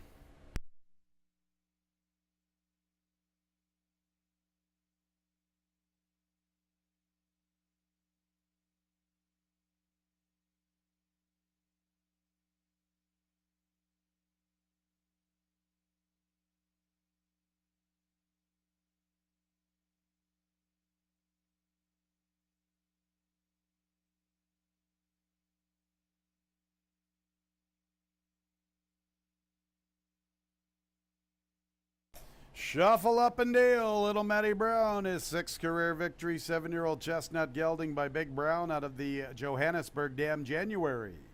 Owned and trained by Stacy Torelli and the Niz, winning jockey Jose Baez. New York bred by Stacy Ann Torelli. Race 8 is official. Look at that double. 5-6, $168. 6-5-2-3 in the books. Exacta $48, $48.40. $48.40 for that exacta. The trifecta $27.62. 10-cent super $25.75. 4 out of 6 in the pick 6, $273.50. There's that carryover once again, $1,642.80. One more race to go. The nightcap is clear of change. Post time in 23 minutes at 5:17.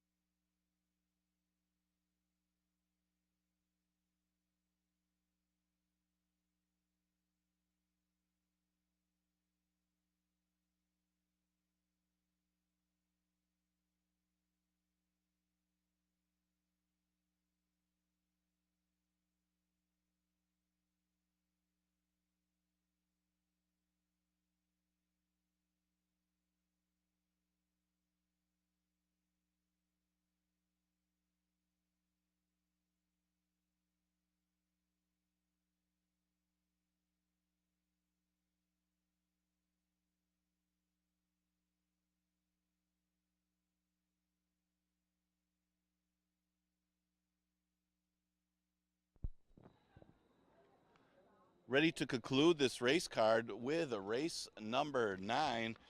And I don't know how little Matty Brown got alone on the lead in that race, but he was able to control the pace under Jose Baez. Breaking Stones had a nice trip, but just with the way the pace was, little Matty Brown had a lot left and was going to win the race. As New York Anthem, no speed. Victory Built, no speed. Little Matty Brown, yeah, thank you very much. Was an easy winner with that kind of pace. $13 winner in race number 8. It's a nice horse anyway for Torelli and the Niz. Go to the last at 11-9 claimer. Exactitry and Super offered in this race. By the way, I have it as a fair racetrack today. Red Fortress was the one I took on top in this race. This is actually a half to Gone and Forgotten. Gone and Forgotten won earlier on the card, and you know that's a nice horse. So the top filly or mare from last year. Same mother, Little Rocket. Little Rocket won the Susan B. Anthony Stakes. So this one comes out of a race won by Fiery Heart. Fiery Heart is sharp right now. Fiery Heart won. That was the 3rd win in a row, I think, for Fiery Heart earlier on the card. But Red Fortress takes a slight drop in class here to the 11-9 level after running against allowance horses last time. Second start off the layoff. Looks to be very formidable in this spot. Right now at odds of 8-1 with a lot of play on both Noble Journey and Red Hot Lincoln, who had some trouble last time, but that was in a rout. The 8 is going to be dancing. What's interesting about this race is there isn't a lot of speed in here. You got North Coast and Coach P have tactical pace. Going to be dancing showed some speed from the rail last time. Of course, he was on the rail. Today's on the outside. So the big question is, can he get the lead from that outside post? Now, it is 6 furlongs, not 5.5, but the pace could play a factor here because there really isn't a lot in here. And going to be dancing right now at odds of 7-1. The 6 horse is Noble Journey. Noble Journey was in that same race as Crunch BBB, who got out to the front, won pretty easy, but actually took a right turn early in that race, and a lot of the horses were affected by that. Now, Noble Journey had stumbled at the start, so wasn't as much bothered by that than later in the race when he was blocked behind horses. Logical horse to be in the top 3 here and stays at the same level. Why not? He said he's one of the favorites, probably going to be one of the favorites. He's at odds of 5-2. Klingman is another one that was affected in that race, probably more so by that right turn of Coach BBB. Klingman had the outside post, so he was one of the ones that got the worst of it. Still tried to close some ground to be 5th. Keep in mind, it was his first start off the layoff. The one issue if you're backing a horse like Klingman is the true lack of pace in here, because he's one that comes from far out of it, so he's got to really hope that they back up to him. Well, there's some of the contenders in a wide open last race that I liked a little bit here. Exactitry and Super offered in the 9th. Keep in mind, we are dark the next few days. Our next live racing day is going to be Monday, and we got one of our biggest races of the year, the $150,000 New York Derby. It has Maker's Candy, who's going to be ridden by Jose Ortiz, one of the best jockeys in the country, is going to be here. He just won the most recent Belmont meet, just narrowly beating out his brother. He will be aboard that big favorite for the 50th running of the New York Derby. That takes place on Monday.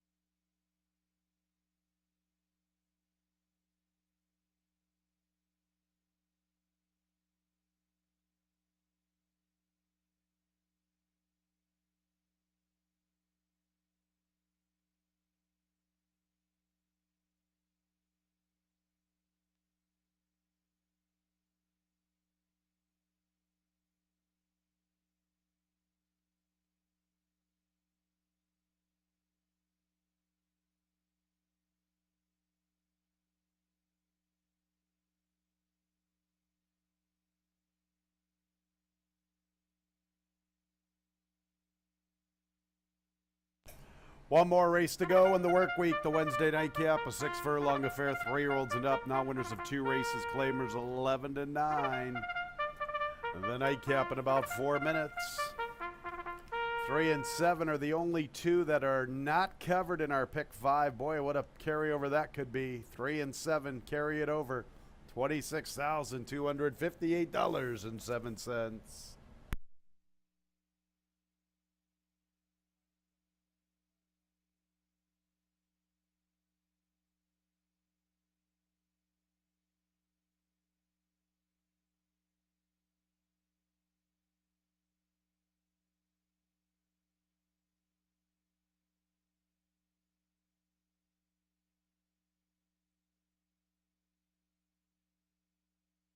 Here they are, number 1, North Coast, looking for 2 in a row. Cabercoa looking to bookend our Wednesday program. 2 is Klingman, Windy Lee Farm, John Buckley, Kevin Navarro looking for doubles, looking to bookend the late pick 3. 3C Tiger, Heeman Harkey. There's the 4 Red Fortress, Luis Perez, Michael S. Ferraro looking for 4 victories apiece. 5 is Coach P, Nazario Alvarado, Torelli and the Niz looking for the late double. 6 Noble Journey, the favorite, 5-2, John Davila Jr. 7 Hot Rod Lincoln, Jackie Davis. 8 Gonna Be Dancing, Oscar Gomez. 8 at the gate in about 3 or 4 minutes.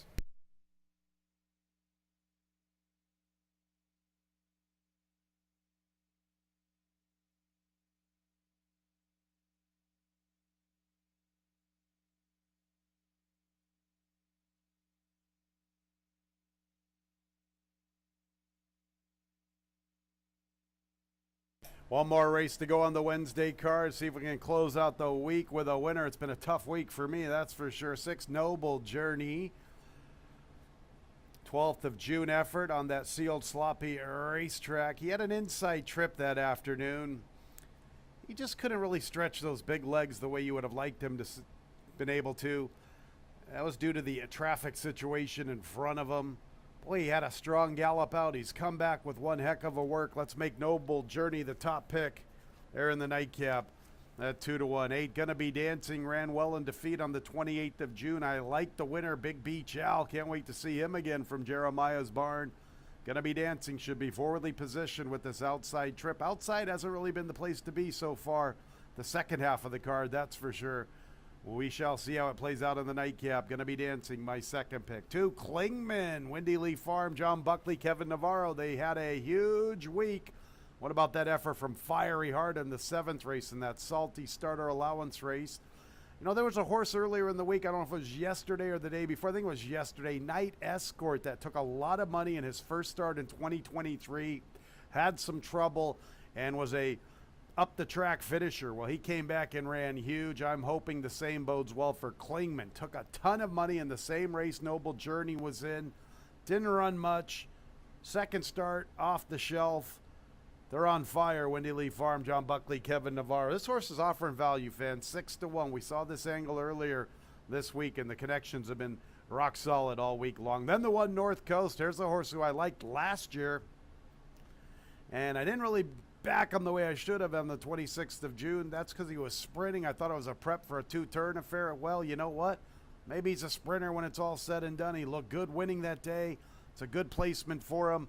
North Coast with Cabercoa. Right now the favorite at 9-5. 6-8-2-1 in the nightcap. Monday, New York Derby Day, the 50th running.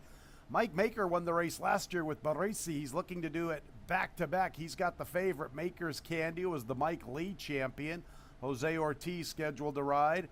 Freud Me In, a very impressive maiden special weight winner for My Purple Haze Stables and Chris Engelhart. And then you get Happy Face Racing Stables and Michael S. Ferraro's Allure of Money. Those 3 are the top contenders for the New York Derby, the 50th running on Monday, 1:15 first post.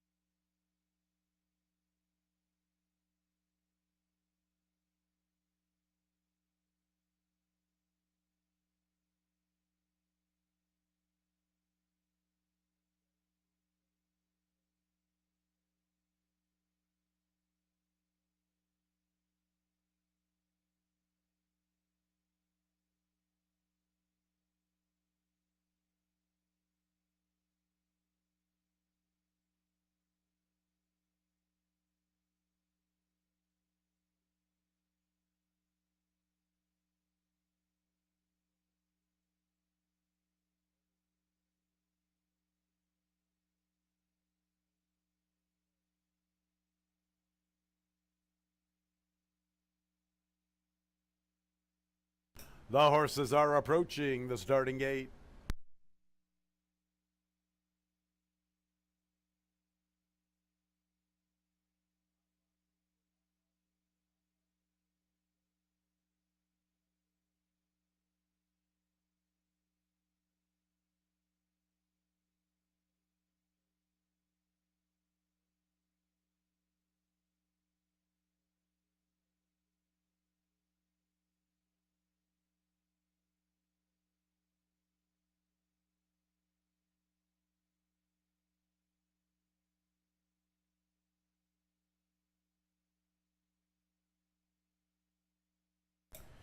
It's post time for the Wednesday nightcap. Going to wrap up another work week here at Finger Lakes Gaming and Racetrack. One North Coast, good-looking maiden winner in his comeback bid. He is the favorite at 8-5. 6 Noble Journey 5-2. Then the 8 Gonna Be Dancing at 5-1. Hot Rod Lincoln, the first one into the starting gate. He and Sea Tiger trigger a huge pick 5 carryover. It'd be a little shy of $27,000. Closer to 26, but hey, let's dress it up the best we can. Here comes North Coast to the inside. Cabercoa looking to bookend our Wednesday card. Klingman. What a big week for Windy Lee Farm. John Buckley and Kevin Navarro. Here's Klingman. Sea Tiger. Sea Tiger for the Finger Lakes Hall of Famer, John Grabowski. Red Fortress is in. Luis Perez, Michael S. Ferraro looking for 4. Coach P. Nizentarelli looking to sweep the late double. Here's the other Finger Lakes Hall of Famer, John Davila Jr. with the 6 Noble Journey and Gonna Be Dancing for Carl Buer Thoroughbreds. Just about ready for the nightcap. And there they go. North Coast begins quickly. Also showing good pace is Noble Journey. And from the far outside, Gonna Be Dancing fleet of foot. Coach P makes a move for 3rd. Hot Rod Lincoln has the 5th spot. Following him, Sea Tiger, Red Fortress, and Klingman, a late runner, is the early and distant trailer. Gonna Be Dancing has him pretty strung out through this early stages of this affair. He builds up nearly 5 lengths heading into the turn. Noble Journey with a good stride. He begins his move. North Coast is 3rd. And Hot Rod Lincoln's now finding his best stride. He's into the 4th spot, and he's about 8 lengths off the lead with momentum past the 3/8.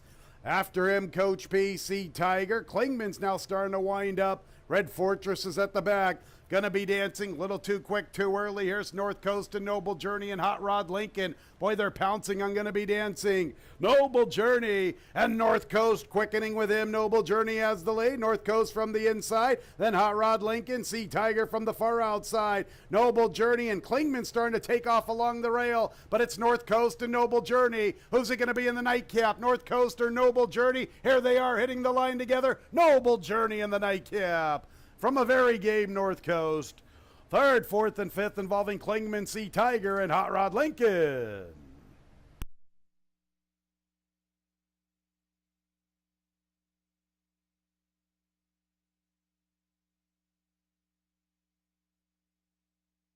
Good nightcap. Gonna Be Dancing flew through the early stages. Boy, 22-1. The Missile living up to his name.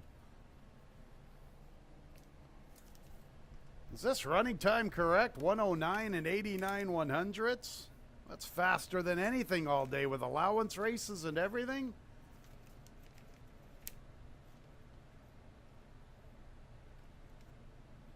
Photo for the victory. Noble Journey and North Coast putting on a show in the Wednesday nightcap.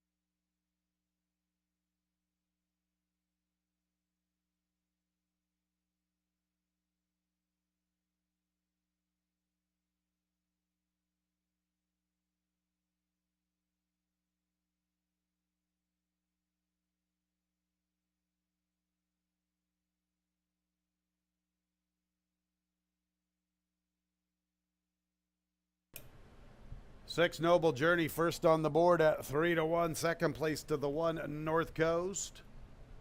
And we need another photo for that 3rd, 4th, and 5th finish. That one was very tight. Hold all tickets.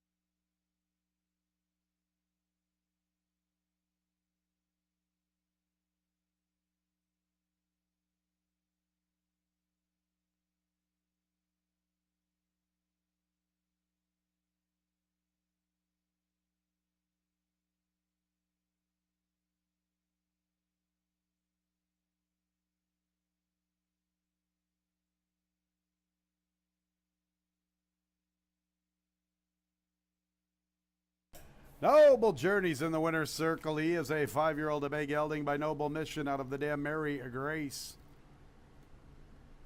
Owned by Anlin Farms. Winning trainer Chris Engelhardt. Winning jockey, the Finger Lakes Hall of Famer John Davila Jr. The winner was bred in New York by his owners.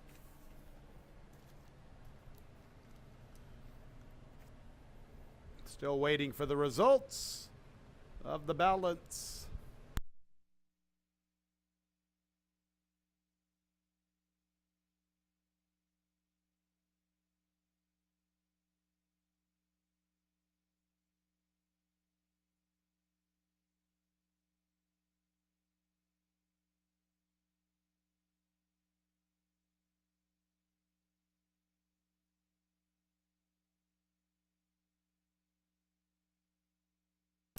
Two, Klingman is up for 3rd.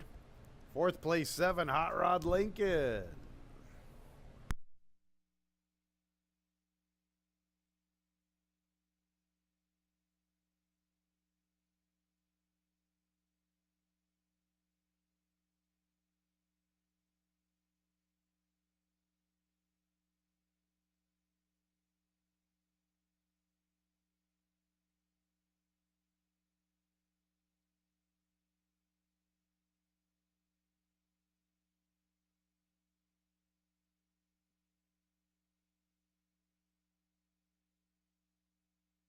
And the nightcap is in the books officially. 6-1-2-7.